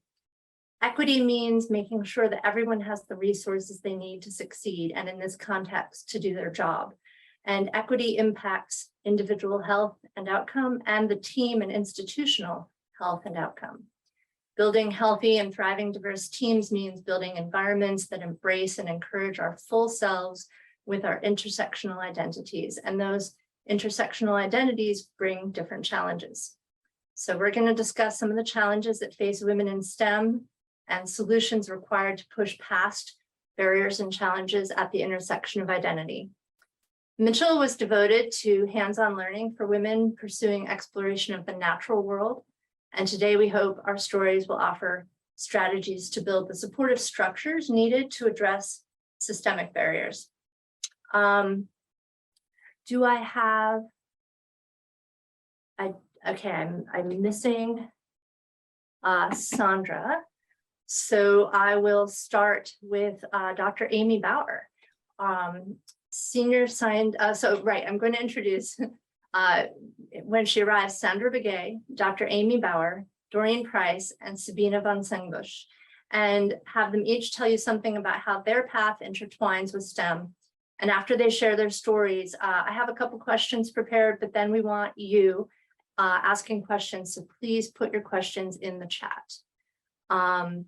Amy, we're going to start with you. Our next panelist is Dr. Amy Bauer, senior scientist and most recent past chair of the Physical Oceanography Department at the Woods Hole Oceanographic Institution. She has been conducting her research for over 30 years. Go ahead, Amy. Yeah, hi, thanks. Can you see me and hear me okay? We absolutely can. Okay, great, thanks. Well, thank you very much for the invitation to join this panel. I really appreciate it, and I'm really happy to be with you all today. My story starts actually where I happen to be sitting right now. I happen to be visiting my hometown, Rockport, Massachusetts, which is where I grew up. And for those of you not from New England, this is a small coastal town north of Boston. And this is where my love of science and the natural environment was really fostered, in large part thanks to my mother, who loved the outdoors. We spent a lot of time visiting nature reserves, and she would take me frequently to the Boston Museum of Science. I don't know, I just really developed and was infected by her curiosity in the natural world. I also, so as I was growing up, I went to public high school here in Rockport, very small, but there were a couple of teachers who I thought were particularly, in hindsight, and I didn't realize this at the time, were very accessible and for all students, young women and young men equally. One was a math teacher, one was a physics teacher. They happened to be friends themselves and did a lot of collaborative projects together between their classrooms. I also had a small cohort, a peer group of fellow young women students who were all interested in science. I mean, when I say small, I mean small like 6 or 4 or 5, 6. And so we took the advanced science classes together with a few male students as well. But that completely normalized physics, for example, for me as a gender neutral subject. It never occurred to me in high school that traditionally physics had been a male dominated subject. So in my naivete in that regard, I went off to Tufts University as a physics major. There were very few women then, though, when I got to college in the classes. I thought, oh, this is interesting. And but because of my teachers and my parents, I still was like, had no real clue that physics was something that women didn't typically pursue. I was all in, you know. And I remember feeling so shocked in college. I was walking with a fellow student, a young woman, and I was saying I was a physics major, and they were all like, wow, you know, and they said something like, most young women, you know, most women go to college to get their MRS. Now, an MRS, what's that? What degree is that? Well, they meant to find a husband. And I remember, I just tell it always sticks in my mind is I was like, what? You know, I was so incredulous about that. Like, really? You know, and this was, just to give you the context, this was in the late 1970s, early 1980s. So I'm a physical oceanographer at Woods Hole Oceanographic Institution, and I got introduced to that field as an undergraduate. I did an off-campus program called Sea Semester, which is also based in Woods Hole, where I now work. And that showed me that there was actually a field of study where I could combine my love of the outdoors and the ocean, where I grew up, with this training in physics and math. But to do more of that and learn more about physical oceanography, I found I had to go to grad school. So I went to University of Rhode Island, Graduate School of Oceanography. While I was there, a couple of years into this super exciting career that I was really jazzed up about, I found out I was diagnosed with a degenerative retinal disease called retinitis pigmentosa, which was going to basically reduce my vision to almost zero over years. And I was personally completely devastated by this news. I didn't know anyone who was blind. I didn't know, and I certainly didn't know any other scientists who were blind at all, nationally or close to home. So I was pretty upset about that. And I decided, well, I really love this field, so let's see what happens. And my attitude has always been not one day at a time. You know, don't try to project too far into the future when my vision might be worse. What would I do? You know, I tried not to do that. Okay, it was I'm not saying I was 100% successful. So that was more than 30 years ago. And so now I have lost most of my vision, actually. But I managed to proceed with my career. I conduct mostly a research career. I don't teach too much in the classroom. But I advise students, postdocs, and I really enjoy public education, especially in ocean science and climate science. And I attribute my success, if that's what I've been, to my parents, who were 100% supportive of my interests in science and STEM. Those high school teachers who were very accessible and didn't think anything of having half a class of students in physics that were women. And also Woods Hole Oceanographic Institution as an employer has been extremely accommodating and provided me accommodations to help me overcome vision loss as I progressed in my career.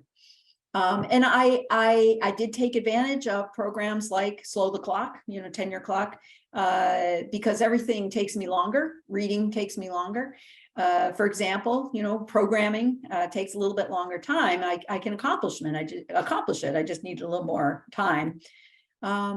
So now, as well as carrying out my research program, I also spend some time on outreach to mostly middle and high school students who are visually impaired or blind, to try to help demonstrate that they too can be a scientist if they have a passion for that, but also try to help them find whatever passion they might have as a writer or a journalist or as a, who knows, a lawyer, who knows what. But to try to, demonstrate just by speaking and meeting with them, that it can be done. So that's my story intertwined with STEM. Thanks. Thank you, Amy. Speaking of lawyers, our next panelist is Doreen Price, IP counsel for for a U.S. National Laboratory, Brookhaven National Laboratory in New York. She has served in the role of Chief IP Counsel at Brookhaven for over a decade. Doreen? Well, thank you so much, Gwyneth. And I do want to say also thank you for having me on the panel again this year. I was able to join, I think, the rest of us on this panel the prior 2 years ago in 2020. And it was really a great experience to hear all the speakers then, and as well, you know, the last day and a half for this one too. So definitely appreciate and am honored actually to join everybody in this symposium. But to share a little bit about my background and pathway in science, my interest in science also started out rather young, growing up, beginning with, for example, writing, you know, like a biography on Madame Marie Curie, and then kind of growing from there. After she was my first kind of role model, my parents also always encouraged my sister and brother and I to study and, you know, get involved in math and science. And then in high school, I had my chemistry teacher who was just wonderful. She was rather young herself, in her 20s, and just, you know, thoroughly enjoyed having her as a teacher and getting more involved in the study of chemistry, doing experiments and so that sort of thing. So my interest in chemistry was just completely solidified at that point in high school. So going into college, I knew what I wanted to study, but I didn't really know what I wanted to do with chemistry. So, you know, I think one of the speakers earlier was talking about those goals. Definitely going to college was a goal of mine. It was, again, something my parents and my grandparents always mentioned to my sister and brother and I. I can remember as early as being 5 years old and people tell me, you're going to be going to college. I didn't have a clue what college was, but all I knew is I was going. So, you know, check, get into school, go to classes, study. And this kind of, I guess, introduces in my life where mentors or, you know, people who are influential in, you know, sharing information and guidance in your life are very helpful. Again, neither of my parents finished college, which is why they wanted us children to do so. And so I, you know, again, like I said, didn't know what I wanted to do with chemistry, but I was doing an independent study with my professor, and people had been talking to me about, you know, possibly going into law school because I tend to debate or be argumentative, if you will. And so I knew that was also an interest of mine. Of course, I also was interested in going to medical school. So I was doing prerequisite classes for medical school, but wasn't really keen on working in a hospital all the time, although I was very interested in doing surgery, but you know, ended up opting out of that. But then in this conversation I had with my professor, he introduced me to patent law. I had never heard of patent law. I didn't know anything about it. And as I studied and learned more about it, I was like, this was the perfect match for me. So that began my interest in patent law. And so when I graduated, though, I needed to get a job because I needed to make some money.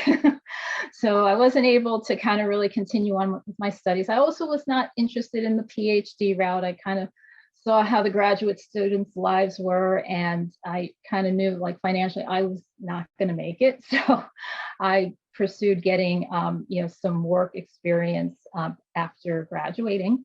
So I was able to get an adjunct faculty position at the local community college, and I was able to get a contract position at DuPont at the time, which was also in the area. And then after that, was able to move into a good full-time position at what was then Procter & Gamble Pharmaceuticals up in upstate New York as a staff scientist.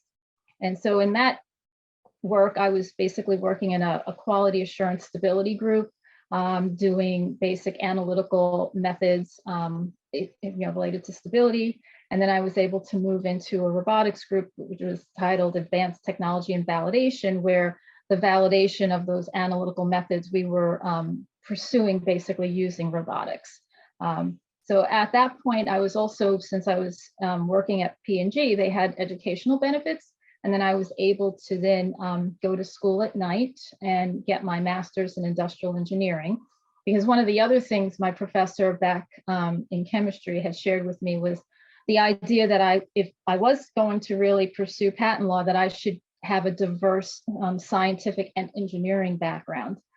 So that's when I went, like I said, back to grad school and pursued industrial engineering to, again, check off the goals. And at this point, these are my goals, which was a bit of a transition for me at that time in my life. You know, like I said, all the time before I was doing what I was told.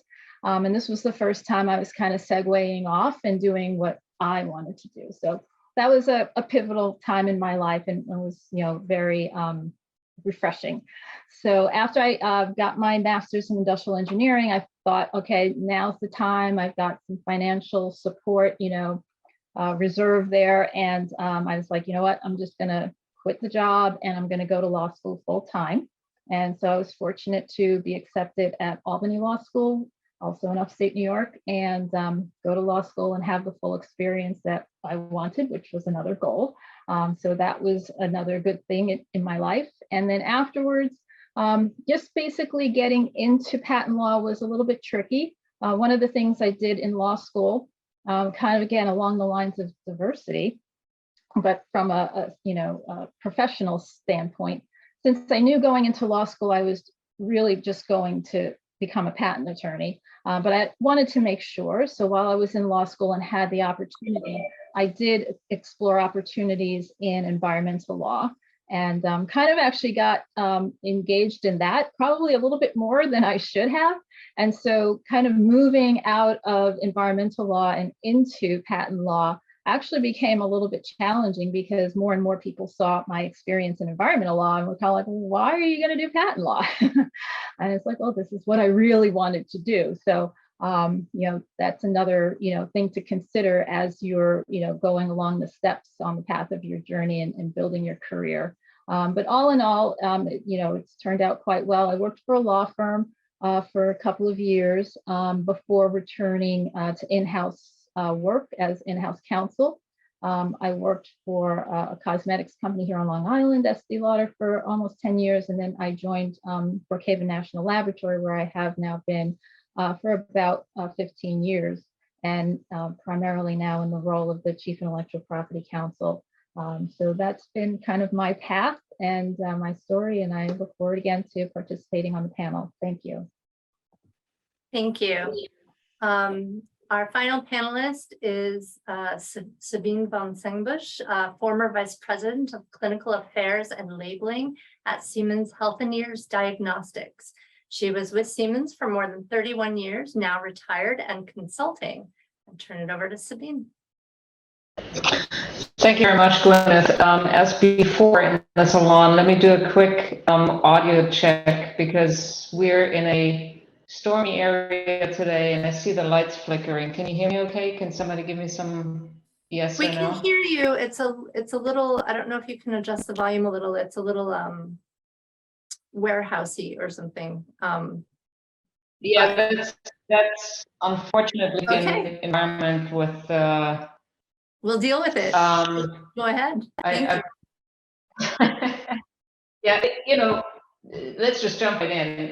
Gwyneth said I retired recently. I've spent the last 4 months on our boat to explore what I couldn't explore for the last 31 years of my life, which is really spend a lot more time on the water.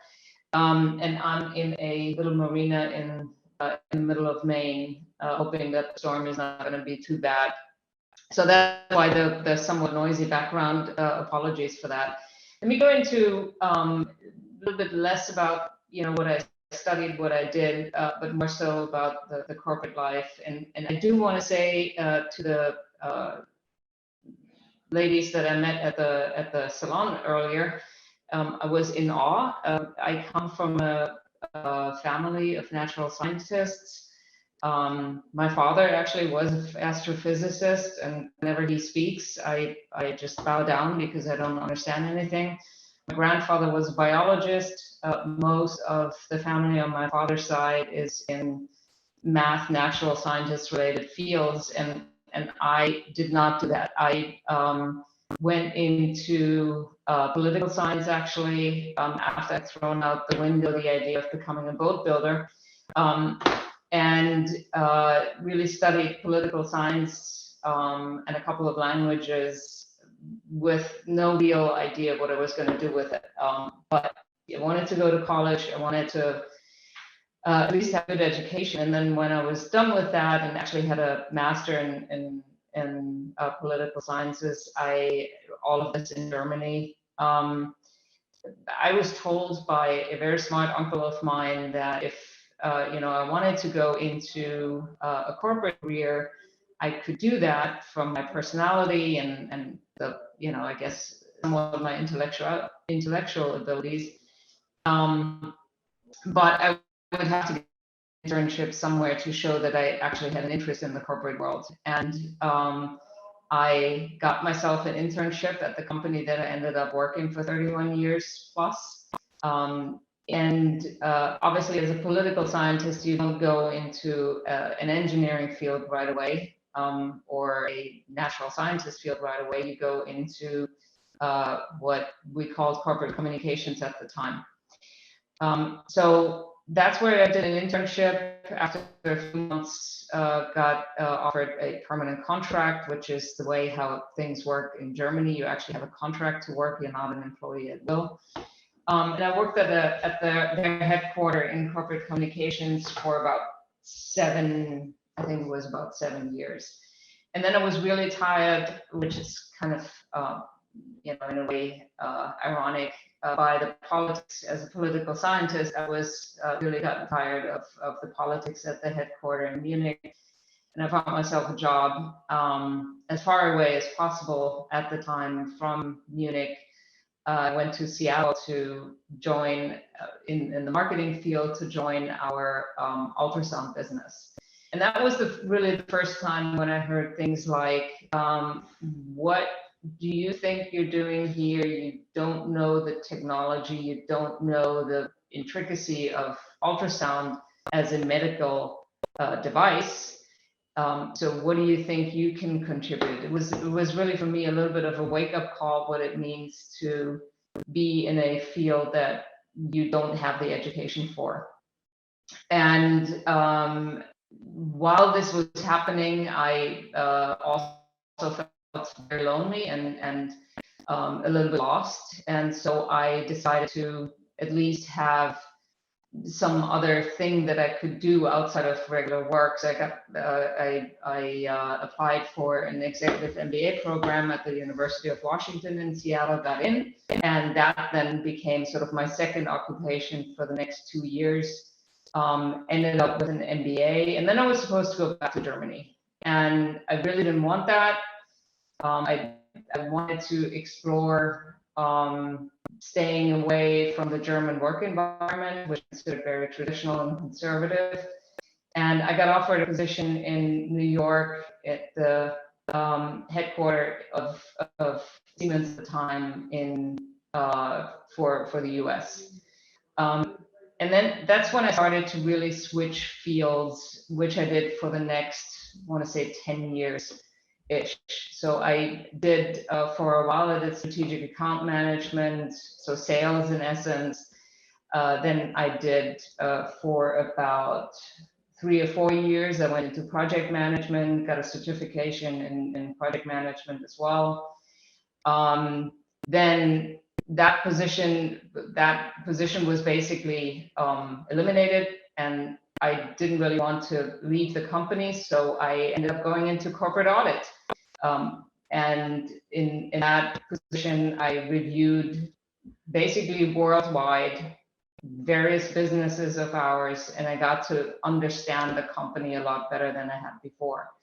And once I was done with that, I was able to get a position at the diagnostics business, laboratory diagnostics. For most of you probably know this from recent COVID tests. If you don't know it for any other way, it's in essence any sort of blood, tissue, or other test of bodily fluids to determine for certain diseases or other states.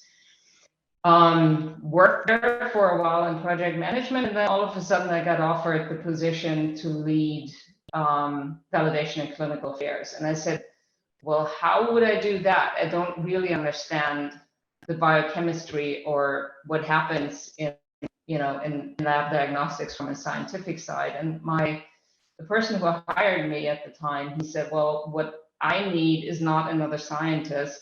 I have plenty of those, but I want your leadership capabilities, and I want somebody who can communicate and focus on culture. And he obviously didn't want to imply that people that are scientists can't do that, but he looked for me for specific things that I would bring to the table that he didn't have as part of his team. And he said, you can learn the level of science you need, but I would like to have somebody that I can put in here that can give the team a different focus. And that's what I did for the last probably 7 or 8 years. And then during COVID, it became just apparent to me that at some point you need to get a life, and you can't, at least I wasn't able to focus on the work, 18 hours a day, 7 days a week anymore, which was basically what we had to do during COVID. And so I worked with my boss on transition and creation of a new department, and then retired last May. And now I'm very happily sailing with my wife of the last 10 years, the waters of Maine. We're getting ready to put a boat up on the Heart and figure out what we're going to do for the winter. And that's my story. I hope I didn't go too long with it. That's perfect. Thank you. I'll just briefly introduce myself, Gwyneth Packard. I'm a senior engineer at the Woods Hole Oceanographic, where Amy works.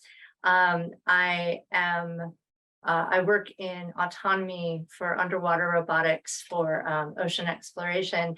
And in the last salon, we were talking about how a lot of us end up doing DEI work as sort of a survival skill, a technique. We end up doing this work even though it's not our primary discipline, and it is its own discipline, and we end up just being asked to sort of pick it up.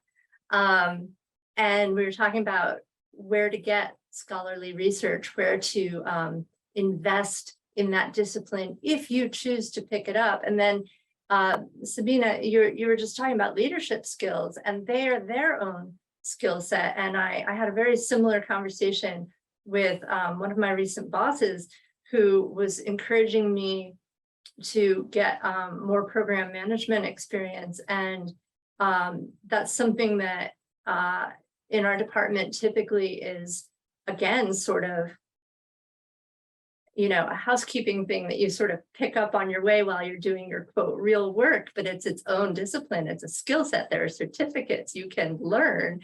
And I want to bring that up for the audience, for anyone who hasn't run into this yet, that developing those skill sets is a really valuable part of any sector that you're going to go in, whether it be academia, trying to run your own programs, or industry, government. I don't know if any of you, this is new, we didn't talk about this. I don't know if you have any thoughts on that before I move on to the questions we talked about, or anything from the audience. I don't see any hands raised. Okay, well, we can, we talked about focusing today's conversation on ways that we can not only survive, but thrive in STEM. And with Mariah's legacy of teaching women, we wanted today's conversation to expand to solutions beyond women in science, to anyone who feels that they're not seen as the default scientist or engineer. So I'm going to start with Amy again, with what helps you personally to thrive in professional spaces when you experience isolation or exclusion. Yeah, thanks, Gwyneth. I have experienced isolation and exclusion, I would say, on two fronts, because I am identify as a woman in a very male, well, what has been traditionally a male-dominated field of physical oceanography, but even more so as a blind scientist. I mean, even I felt even more of a minority. And that's probably what I'm going to focus on in my thoughts about this question. As far as how to thrive as a woman in a male-dominated field, I did just take every opportunity there was to meet with female peers.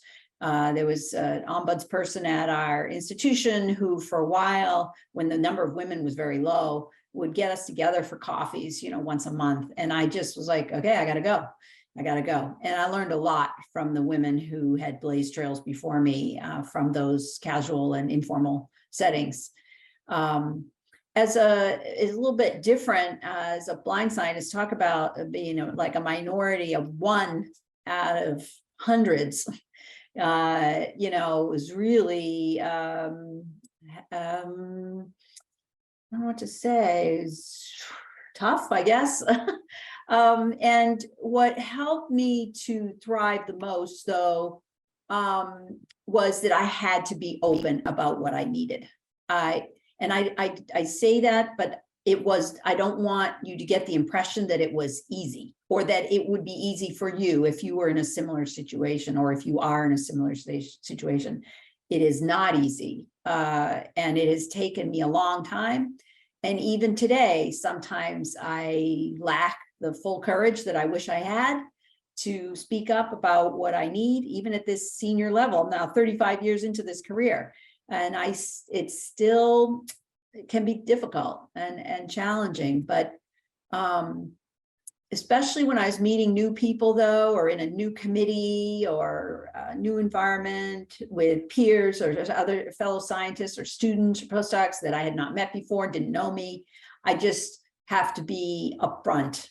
Well, I don't have to be, but I find that is the path that leads most quickly to feeling included and being included in conversations, and it removes any awkwardness, hopefully, that others might feel, not knowing how to, address me or how to interact with me or anything like that. I try to be as upfront as possible about that.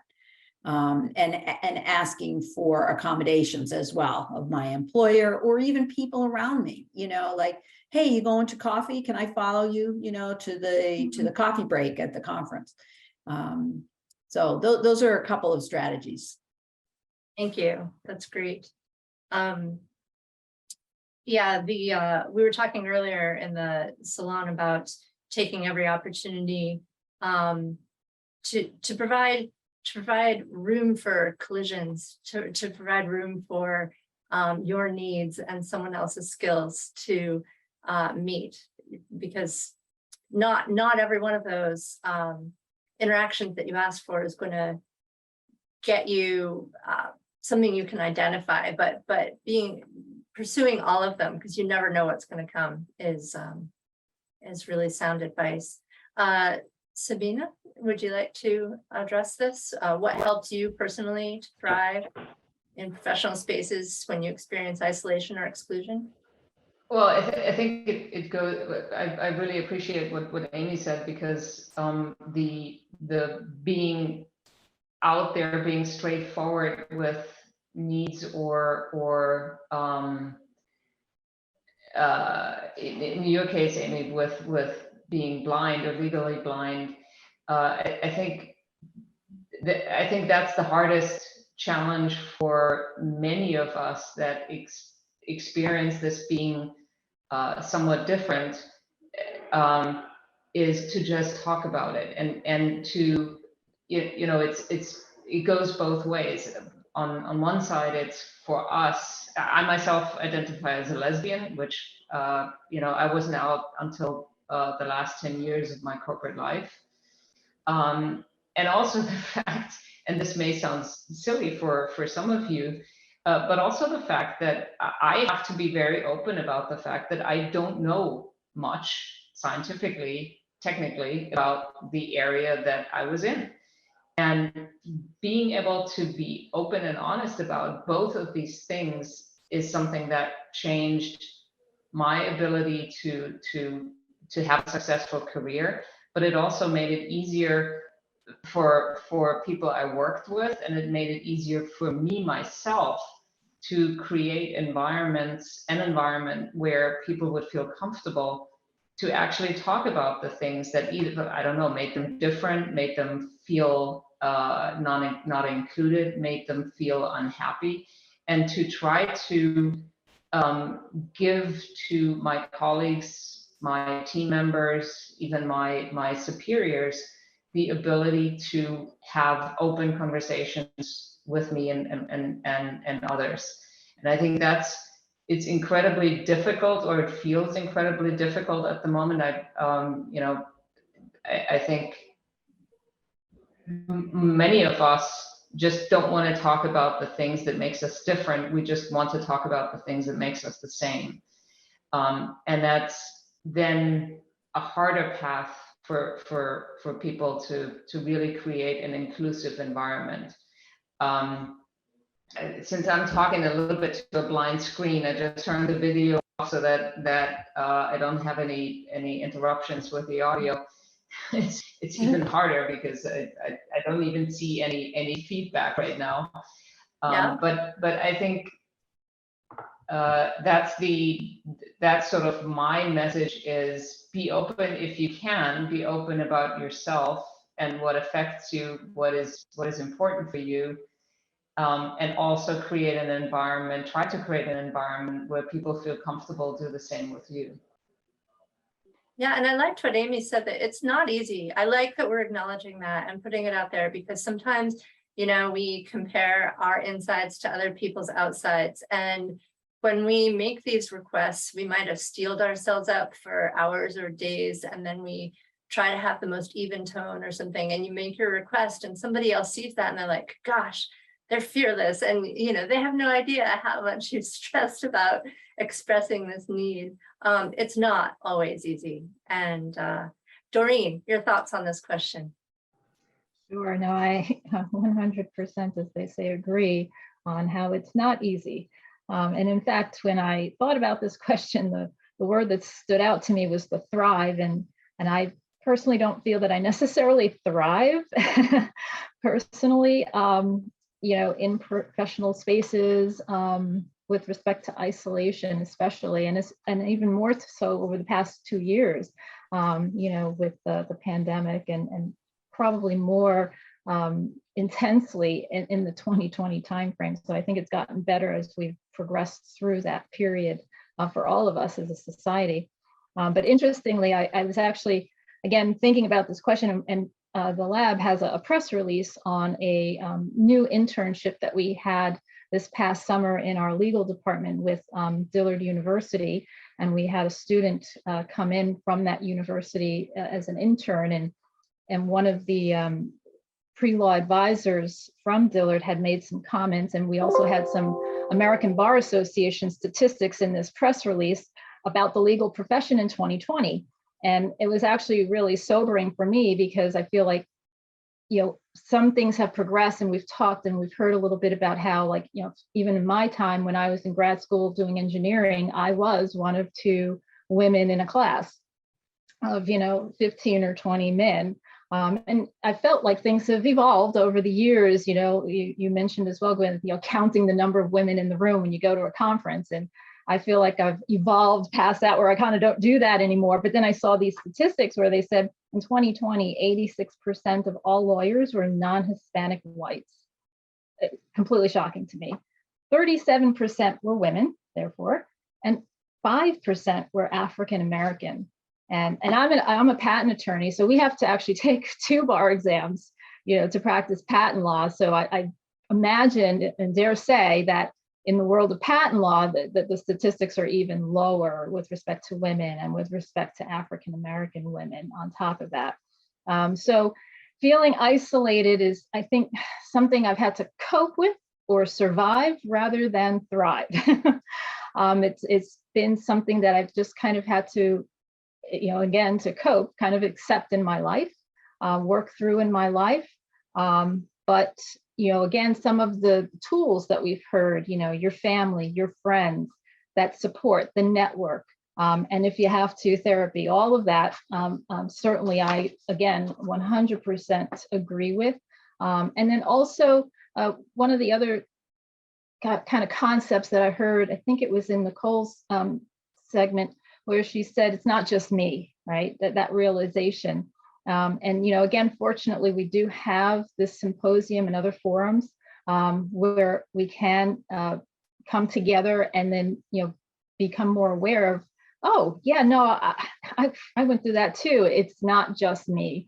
So I think that's been very helpful for me. And I have to say, this is just in the past couple of years to dispel that notion that, you know, of that feeling of isolation, and it is not just me. So I think those are some of the ways personally I have, and it is an ongoing challenge. And again, back to, you know, what you, Amy, and Gwyneth were echoing, it is not easy. Because there is, I think, a degree of internalizing, you know, and thinking that, oh, there's something wrong with me, or I need to do something different or do something better.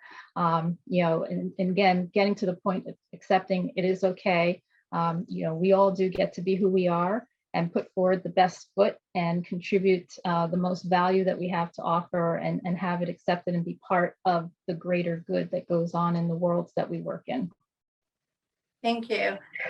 Amy has chimed into the chat saying, I'm thinking about this question. I don't know, Amy, would you like to say it yourself? I don't need to read your comment. Yeah, sure. Yeah, no, I just, what the others have said has resonated with me as well, that when I read the question that you sent, Gwyneth, in advance, you know, what has helped you to thrive? And I'm like, am I thriving? I really, I took pause there, you know, and I too feel like, well, I don't know if I've always felt like I've thrived, but I've survived.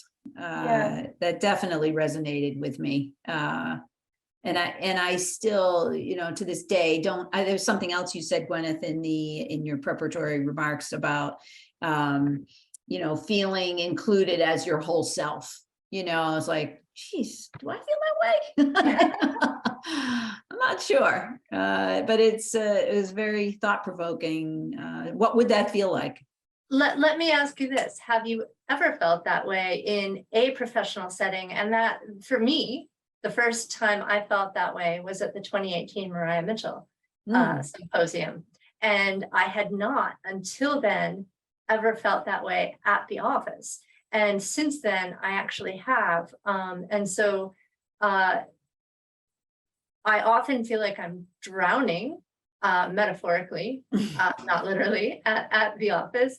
But there was a thing that happened at the 2018. I mentioned this in the breakout. There was somebody who I ran into at the coffee. We were talking, hadn't met her before.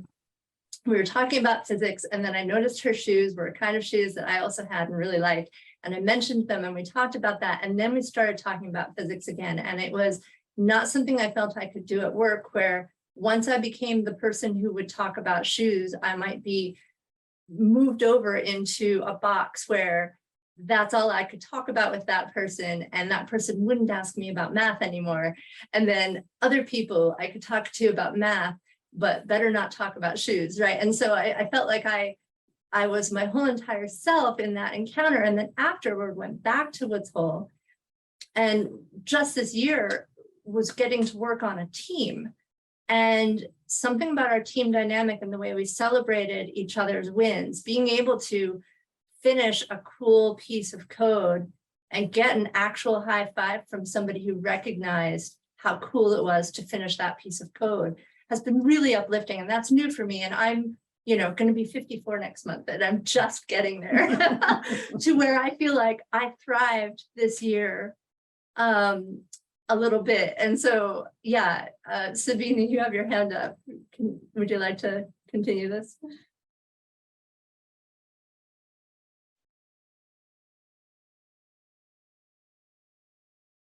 I don't have your sound yet. You're off mute. Okay, I'm off mute now fully. Yep. There you go, double mute. I was following what some of the comments in the chat as well, and I appreciate what both Haley and Sherry said regarding what is it really that is success and what is thriving. Because to me, for me, thriving and success and everything that came with when I said, you know, I've been so much more successful since I came out and yada, yada. But I realized over the last 2 years that even that was taking so much out of me that I just could not fathom myself doing this for another 10 years. And I think I can, I think I can leave the corporate environment, figure out whether there's going to be something else for me. I would say by every measure of success, I've been successful. But is that really what I was meant to be and what I was meant to do? I don't know. I feel as successful with what I'm doing now that can just be fixing a stupid valve on the boat.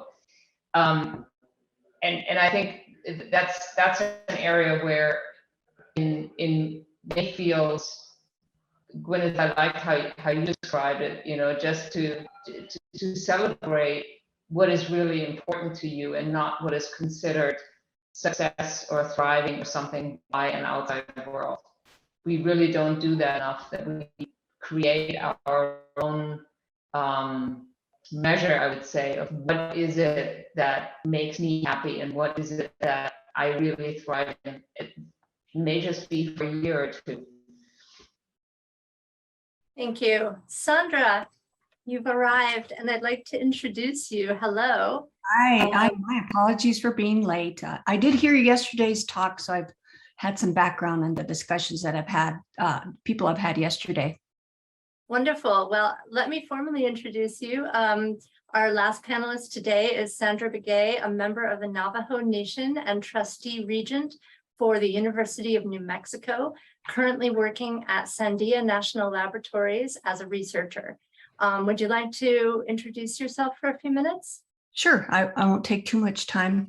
I am Sandra Begay. I was born for a tribal leader. My dad was a leader for all of his career.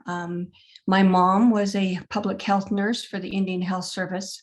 So I think that's important to know because that history of my family is really important to what I do today, service oriented and really becoming a leader where I can and where I have maybe a good thought to give in different forums with communities or academia or in my research. I've been very successful in having a wonderful 20-year career focused in on tribal renewable energy development. And I've also had a great tenure, almost 10 years with the University of New Mexico as a trustee or regent. Just so you know, I've been an engineer for 30 years. I've seen a lot of things that were discussed yesterday, lots of stories I could tell, but I'd love to just answer the questions with the panelists. Thank you. Excellent, thank you. Our first question from the chat is, as women in STEM, how can we be allies to other underrepresented groups? How can we use what we've learned as women in STEM to create an overall more inclusive environment? And Doreen, I'll start with you. Sure, thanks. Yeah, I think one of the ways is being available and open to sharing your stories or even listening to the stories of others when they're willing to be open and share that with you. You know, a lot of times people coming along, may seek you out. Again, we've talked about mentoring and that aspect or role that we take on because we do have experiences that I think can be informative and insightful for people coming up, the generations coming up. So yeah, whenever anybody is interested or willing to talk, I'm always absolutely available and share, thoughts that I have about ways that can assist them. A lot of the things actually that have been shared here on the symposium in the past day and a half, networking, relationship building, forming those allies, whatever space or, a technical field that you're working in. I think all of those things are very helpful. But I think mentoring is a big aspect, and then the other thing too is if your organization or the space that you're working in has what we refer to as those employee resource groups, or if you're at a university, sometimes there are clubs, and other types of organizations that you can join. But seeking out, I think, all the resources that are available to a person for whatever issue they may be tackling is helpful. So those are some of the thoughts that I would have. Thank you. Sandra, would you like to comment? Sure, I would say really try not to isolate yourself. You may be one of the only, but whatever category you think you're the one and only. You need to look for those mentors, even if they're with a male white colleague. I've had some great mentors in my early career because there were just no women of color doing what I'm doing. So I reached out to a few of the gentlemen who were very kind and helpful, and I'm grateful for that. I've not always had that experience, but you really need to not do things by yourself. I learned that the hard way in graduate school, a very unpleasant experience because I couldn't find a study group that I could be a part of. And it was totally the opposite of undergraduate. I had my cohort, which I learned all these terms for. It's like my buddies that we did homework with, and they were much alike me. And so you can have various experiences. They can be good or bad, and try to learn from that, but really try not to isolate yourself and try to get involved with something so that it's not always about the work, but it's also growing as a person. Thank you. Amy? Yeah, I guess I mentioned in my intro already about working with young people who identify similarly to as I do, who are blind or visually impaired. And I found that very gratifying myself and hopefully helpful to them as well, because you really, I feel like these young people need role models and mentoring early on, because your thoughts about what you want to do with your life, right, are starting to develop in junior high school, senior high school, and beyond. But that's why I work with that group, sort of high school, where science interests are just starting to maybe emerge, and kids are thinking about what they want to do. Yeah, we talked in one of the earlier, one of the speakers addressed this idea of helping young girls and anybody who's felt excluded to really own their curiosity and their interest in science as a part of them. Because so often when we express it early, it can be shut down, even just by a very offhand comment of why do you want to know that. And just those, there's so many forces sort of negating our curiosity. We have to really protect our curiosity. Sabina, would you like to address this question before we move on? Yeah, just maybe a couple of thoughts from the LGBTQ angle. What we often say is, coming out is a very personal decision. For me, it was not only that I wanted to be who I was, but I also realized that I could, by being out, by being clear about who I was, I could help others and be visible at the level of career that I was, be visible as somebody that can be successful, as I said, in the traditional sense of the word, and thereby help potentially others. So this is a slightly unique perspective, but I have talked about that. So I was co-chair of our Diversity, Equity, and Inclusion Council for the last few years in my career, and a lot of what we discussed was how can we raise the visibility of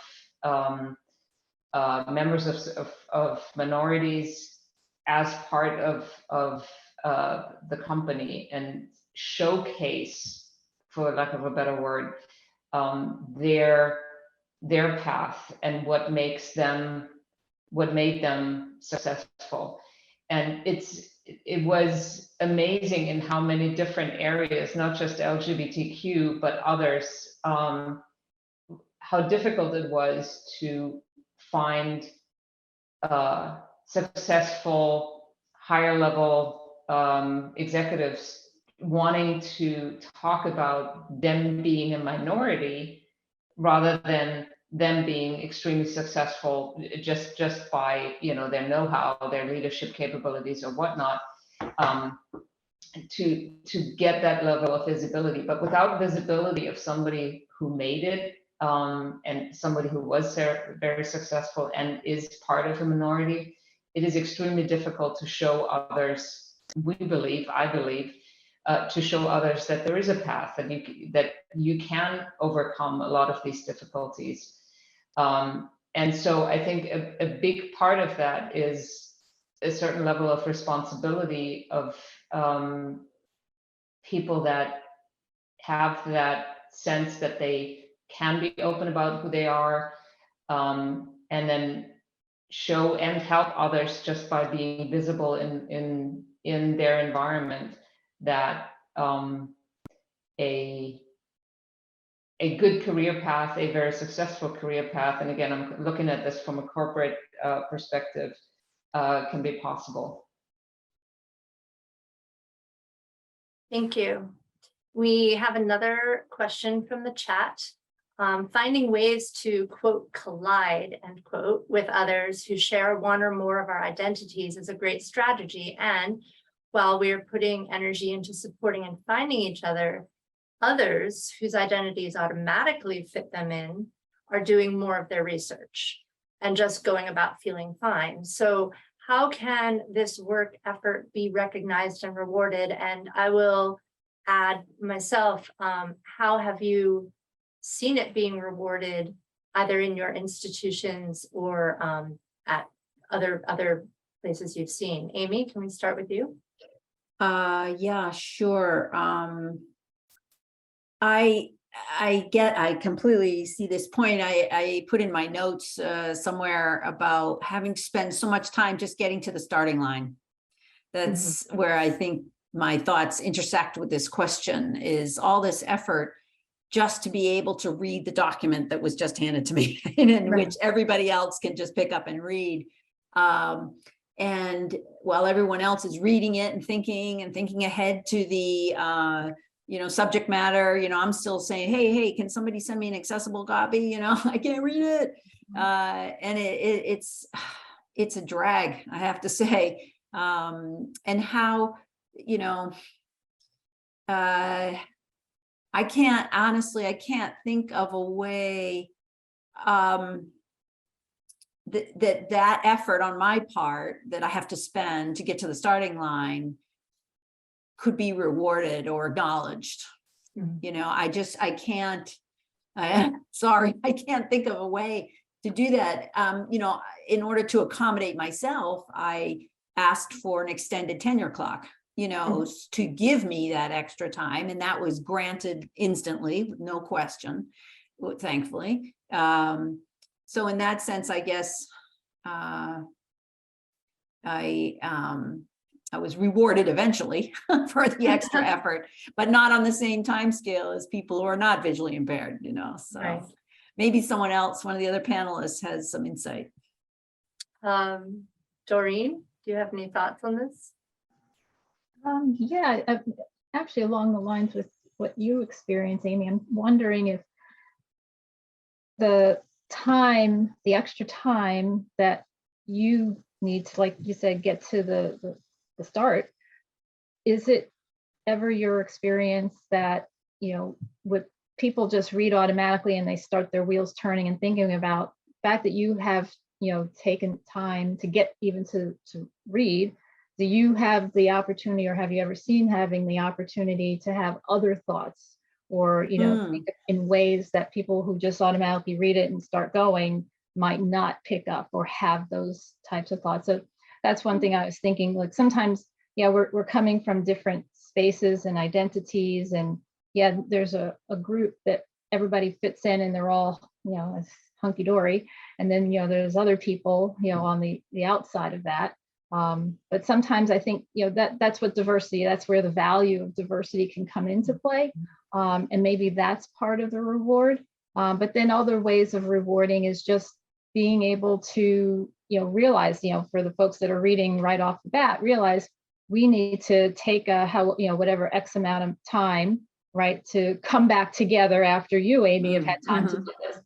Or, for different types of groups to say, let's come together and realize we're coming from different backgrounds and we have different insights because of our different experiences, and have that shared around, as opposed to just focusing in immediately on the collective group that have the shared identity, and realize, oh yeah, we have this other person who that maybe hasn't spoken for whatever reason, and invite them in. I think one of the things we've seen too is the notion of, I think, Gwyneth, is one of your notes, like the in-group and the out-group. We both have responsibility, right, to create inclusion and create the connections and the communications and the collisions even that you were speaking of. So yeah, I will agree in one respect there, that the sometimes because they're waiting for me to get to the starting line, it does cause everyone else to slow down and think instead of just jumping in automatically. It's like, and I ask for documents ahead of time, as I don't want to get too much into my own situation, but I ask for documents ahead of time so I can study them ahead of time, because I can't read with a screen reader on the fly while other people are talking. And I think that's probably a benefit to everybody, to get documents ahead of a meeting so they can be better prepared. Right. And we actually have follow-on comments from the questioner. How do we redefine what it means to be successful, and to redefine that to mean supporting and uplifting all scientists of all identities, collaborating, cooperating, and how we change the culture so that folks like Dr. Bauer are not the one asking. And I think that goes back to other things we've talked about in the past about the health of the entire institution or the health of the entire team. And perhaps it's not rewarding specifically, Amy, that you require the documents ahead of time, or the time it takes you to get to the starting line, so to speak, but what everyone else is doing, and are they only focusing on the content, or are they focusing on the health of the team? Sabine, you had your hand raised at one point. No? Okay. I just gave a thumbs up to what Doreen was saying. All right. Sandra, would you like to comment on this? Sure. I think that's what's difficult, is that each person has to define what they think is success. I have been a manager only a few times in my career, but I have really thought of myself as a leader, where it is not like a management chain position. People at Sandia Labs know I'm really blunt. I said, I've never wanted to become a manager because it would make me look old. Because I've seen my colleagues who started the same time I did, they have aged so much. Their hair is so gray. Maybe they've earned it and that's what they wanted, but I don't really want that kind of stress. But I can do things as an individual contributor, which I think is rewarding, to be able to do things that I'm able to do and run with, and then get people to help and support. But I'm also a good team member when necessary. So it's that in itself is success, is that you got to be also flexible. And maybe that success is being able to flex into different situations and just try to be a contributor. I think it's important for people to see women in STEM, women of color in STEM, because there's just not that many. The number I know is I'm 1 out of 13,000 US engineers, and Native American women, they're just not very many. And so instead of feeling, like I said, isolated, I've now become unique. I have wonderful opportunities. I have a voice that many people may have never heard. I've heard people say, I thought there were no more American Indians. I thought we wiped them out. It's like, oh no, we're thriving. We've got 574 tribes. So to me, that may be even a success, is having the population still be alive and thriving in the United States. That's a whole different thought about success. Wonderful, thank you. Samina, do you want to comment on this before we move on? I hope I'm going to be brief.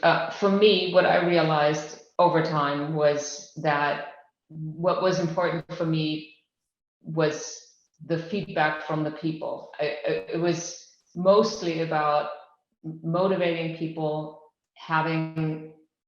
seeing the next generation of leaders develop, and being able to create a culture where I felt it's a good working environment. And when I retired, actually, it's almost sad that was really the confirmation of that I had succeeded in what I was striving to do, because that was the feedback that I got when I announced my retirement, was that is exactly what they're missing. So I do believe that it is a very personal discovery, I think, path of discovery. What is important for you? What is success for you? And I really only realized very late into my career that I was actually successful with what I was trying to do. So very much also agree with what Sandra was saying there. Thank you. Don't turn off your mic. I'm going to start with you this time. I've ended with you the last couple of times. We're going to go back to our prepared questions. There has traditionally been a very narrow definition of what a, quote, real scientist or STEM professional looks like, and that continues to create barriers to full participation and specifically to belonging. So in our panel at the last symposium, we discussed belonging and how uncommon it is to feel the sensation, and we talked about it at the beginning of this session, that your whole self belongs in the professional settings that we navigate. So 2 questions. Your thoughts on how you have seen a sense of belonging impact team or departmental effectiveness, and what measures you have seen being effective at lowering barriers and facilitating full participation from minoritized or out groups. So Sabina, I'll start with you.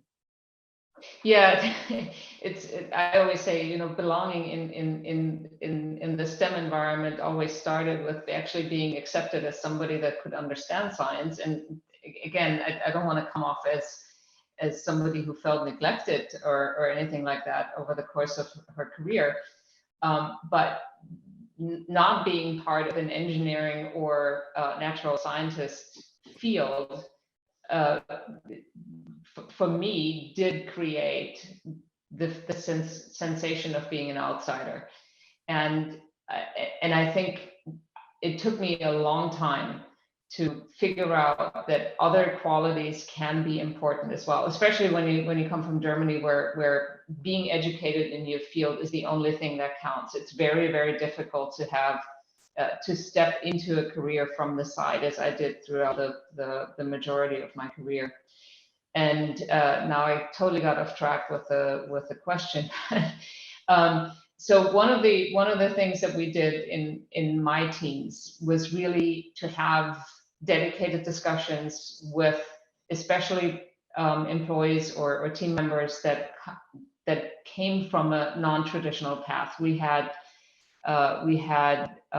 somebody that had a psychology degree becoming an extremely successful manager in clinical affairs, doing basically clinical trials.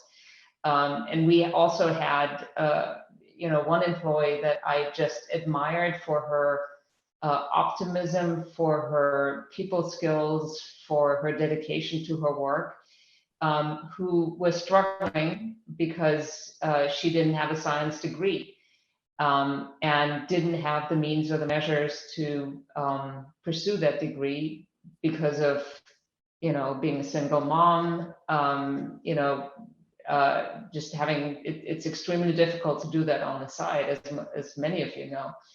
And so we had many discussions with her specifically around the topic, how can we help you further what you want to do, whatever it may be, in that environment that you're in. It takes a lot of time to get that sort of understanding of where people are in their life, but it really starts with sharing your own story and taking the time to listen where people want to go and what barriers they may face. Thank you. Sandra? And then we'll go to Amy. And then Yeah, George. it's interesting to think about belonging, is that when you're such a small minority, you'll always be unique and one of only. And so instead of thinking that way, I had to turn that over in my head. And my work was finally accepted at Sandia as research as far as American Indians and renewable energy. And it started out small and it grew. Now I'm known as a subject matter expert. So belonging is my work. I had to help it belong at my workplace because it was much needed, and I found a sponsor. It was recognized, but I was doing that by myself. So I've had 20 years of success in having an internship program that I created because I didn't want to be by myself. And I wanted students that look like me and were growing up from an American Indian household to feel like they belonged because they belonged in my team and I would nurture them.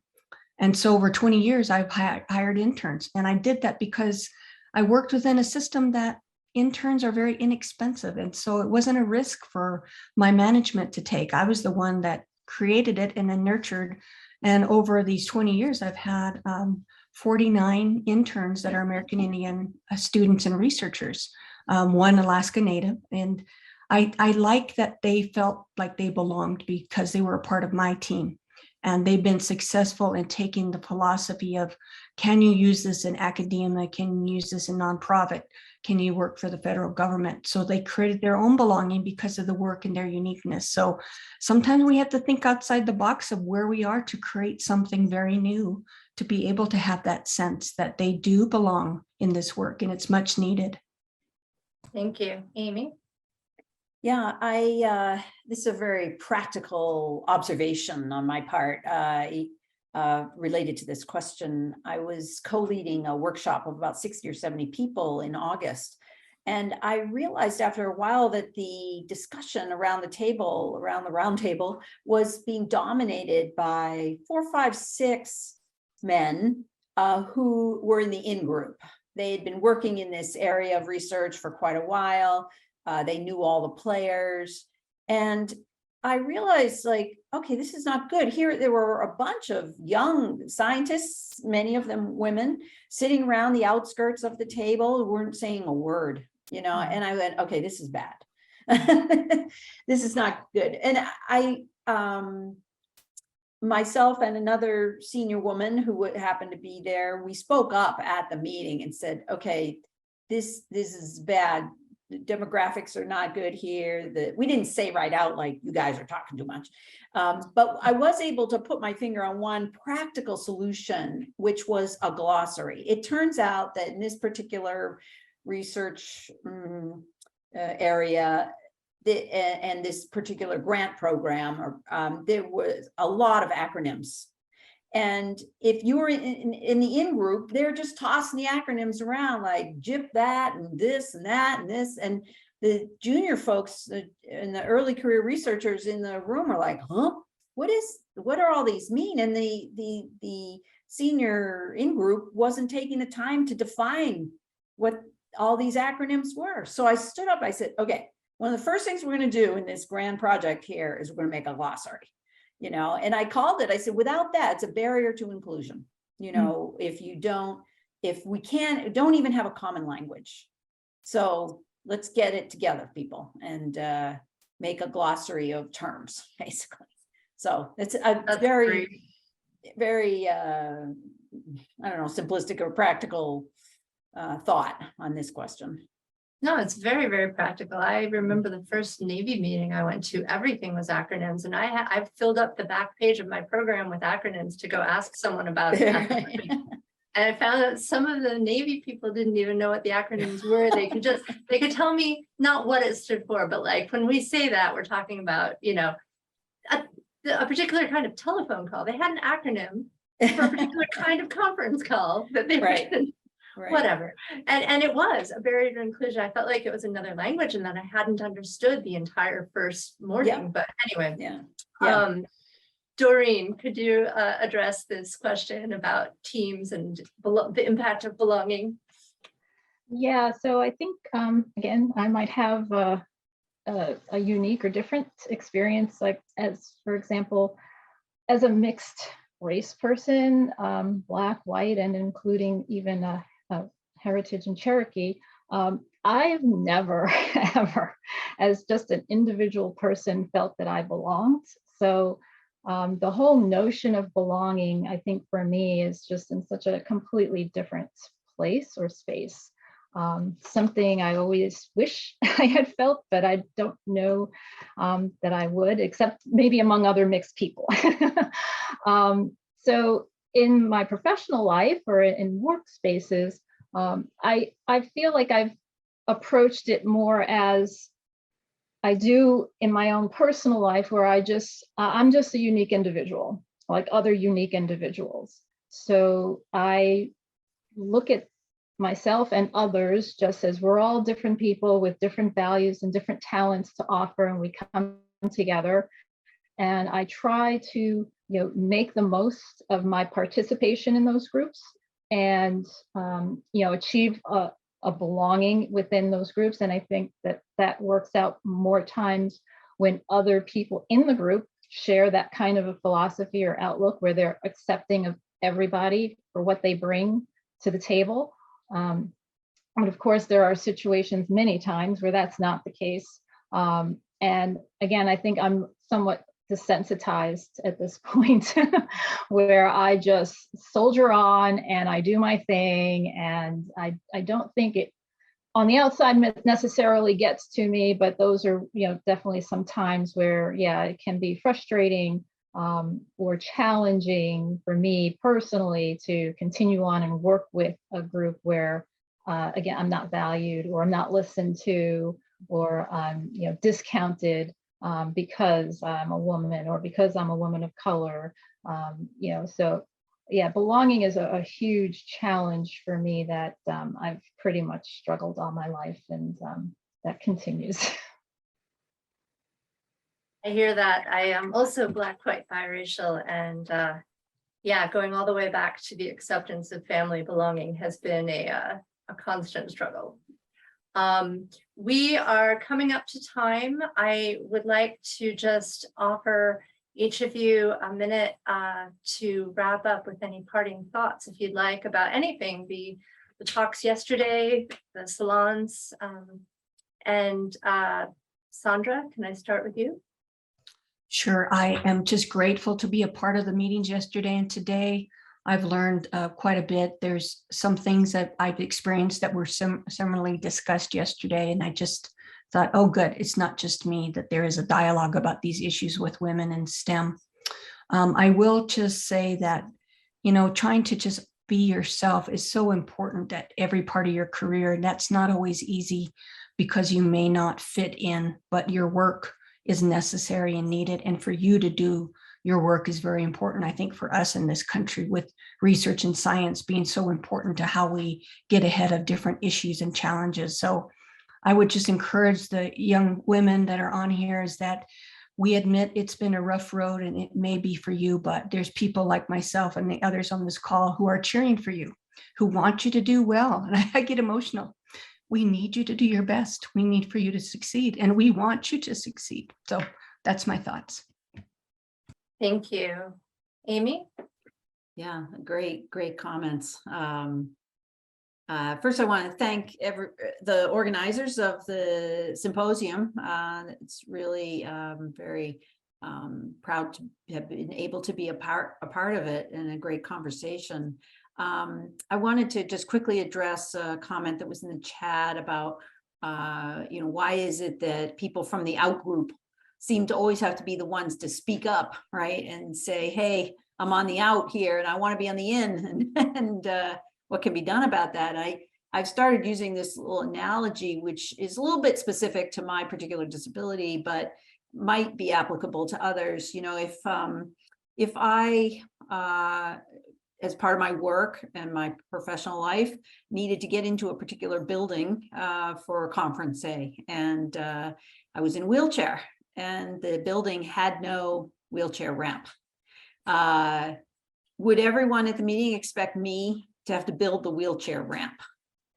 And I think we would all answer no, of course not, because I feel like in some ways, and I'm sure anyone with a mobility impairment may disagree with me, but to some extent, we've made some progress as a community, and I mean a whole society, of recognizing the importance of making physical spaces more accessible.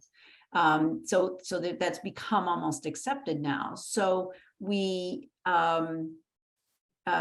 largely, again, my apologies to anyone who is a Understood. mobility impairment that has had a different experience. But it's, I guess I just use that as sort of a little anecdote or story or thought, you know, about as we all go about our lives, that we really need to, as a community, and I mean not just us here at this conference, but the entire community, to make the professional world accessible to everyone, you know, and it is a community responsibility. Thank you. Doreen? And we do just have 3 minutes, so you can share Okay. 1.5 each. Yeah, I'll keep mine brief then, because I would agree with what has been already shared. And again, thank you for the opportunity to participate on this panel. But yeah, I think that, again, having a symposium like this and the other opportunities that are out there, and I guess that's one thing I would hearken back to. I think it was Malika who talked about her grandma Jean and some of the sayings, but one of my grandmother's sayings was, don't let opportunity slip through your fingers. So, you know, having folks that avail themselves of the opportunity to participate in this symposium, the mentorships, you know, the employee resource groups, anybody that you can speak with or just learn from, their experiences, how they made it through, your family, your friends, all of the support, the networking out there. Take advantage of them, work them into your life, into your career journey the best that you can. And yes, we're all here and we're behind you, and we're looking forward to seeing the success, whatever and however you define it. Thank you again. Thank you. And Sabina? Yeah, I agree with everything what Sandra and Doreen said. A couple of thoughts from my side. One thing, and I think that was very clear, especially in the first part of this discussion, was understand what is important for you. A mentor of mine, probably the most important mentor in my career, said, you have to figure out what is important for you, whether it's the money or the type of job or the kind of boss that you have or whatever it may be. For me, it was actually, for a while, it was where I lived. I wanted to live in a certain place, so I had to find a job there. But you have to understand what is important to you. And if it's not in this job, then, you know, another thing I learned at some point was love it, change it, or leave it. If you can't change it, but you have to try to change it first. If you can change it, you have to leave it, which is what I did just recently. The other thing is something that I copy and place at every discussion where it fits halfway in. It's a motto of the Ron Brown Foundation, which is an incredible organization supporting African-American youth to get into basically a network of a very supportive network of highly intelligent and just incredible people. And they call it leave the ladder down. And the only thing that I add to that is you don't just leave the ladder down, you also put out a helping hand to try to help people up. And if you can do that throughout your career, it's been the most rewarding part of my career. And I get emotional now, just as Sandra did before. I don't think there's anything that's more rewarding than that aspect. Thank you. We're going to take a short break, and then we will have the last salon at 3:30. So just 5 minutes, followed by closing remarks. So do please come to the salons, take the opportunity to network and celebrate your successes and foster collisions. And thank you again to all our panelists. We appreciate your time.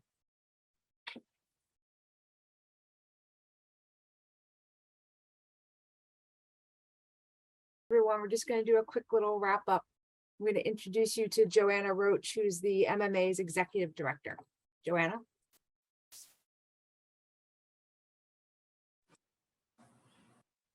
Joanna, you're muted. Thank you very much. Hi, everyone.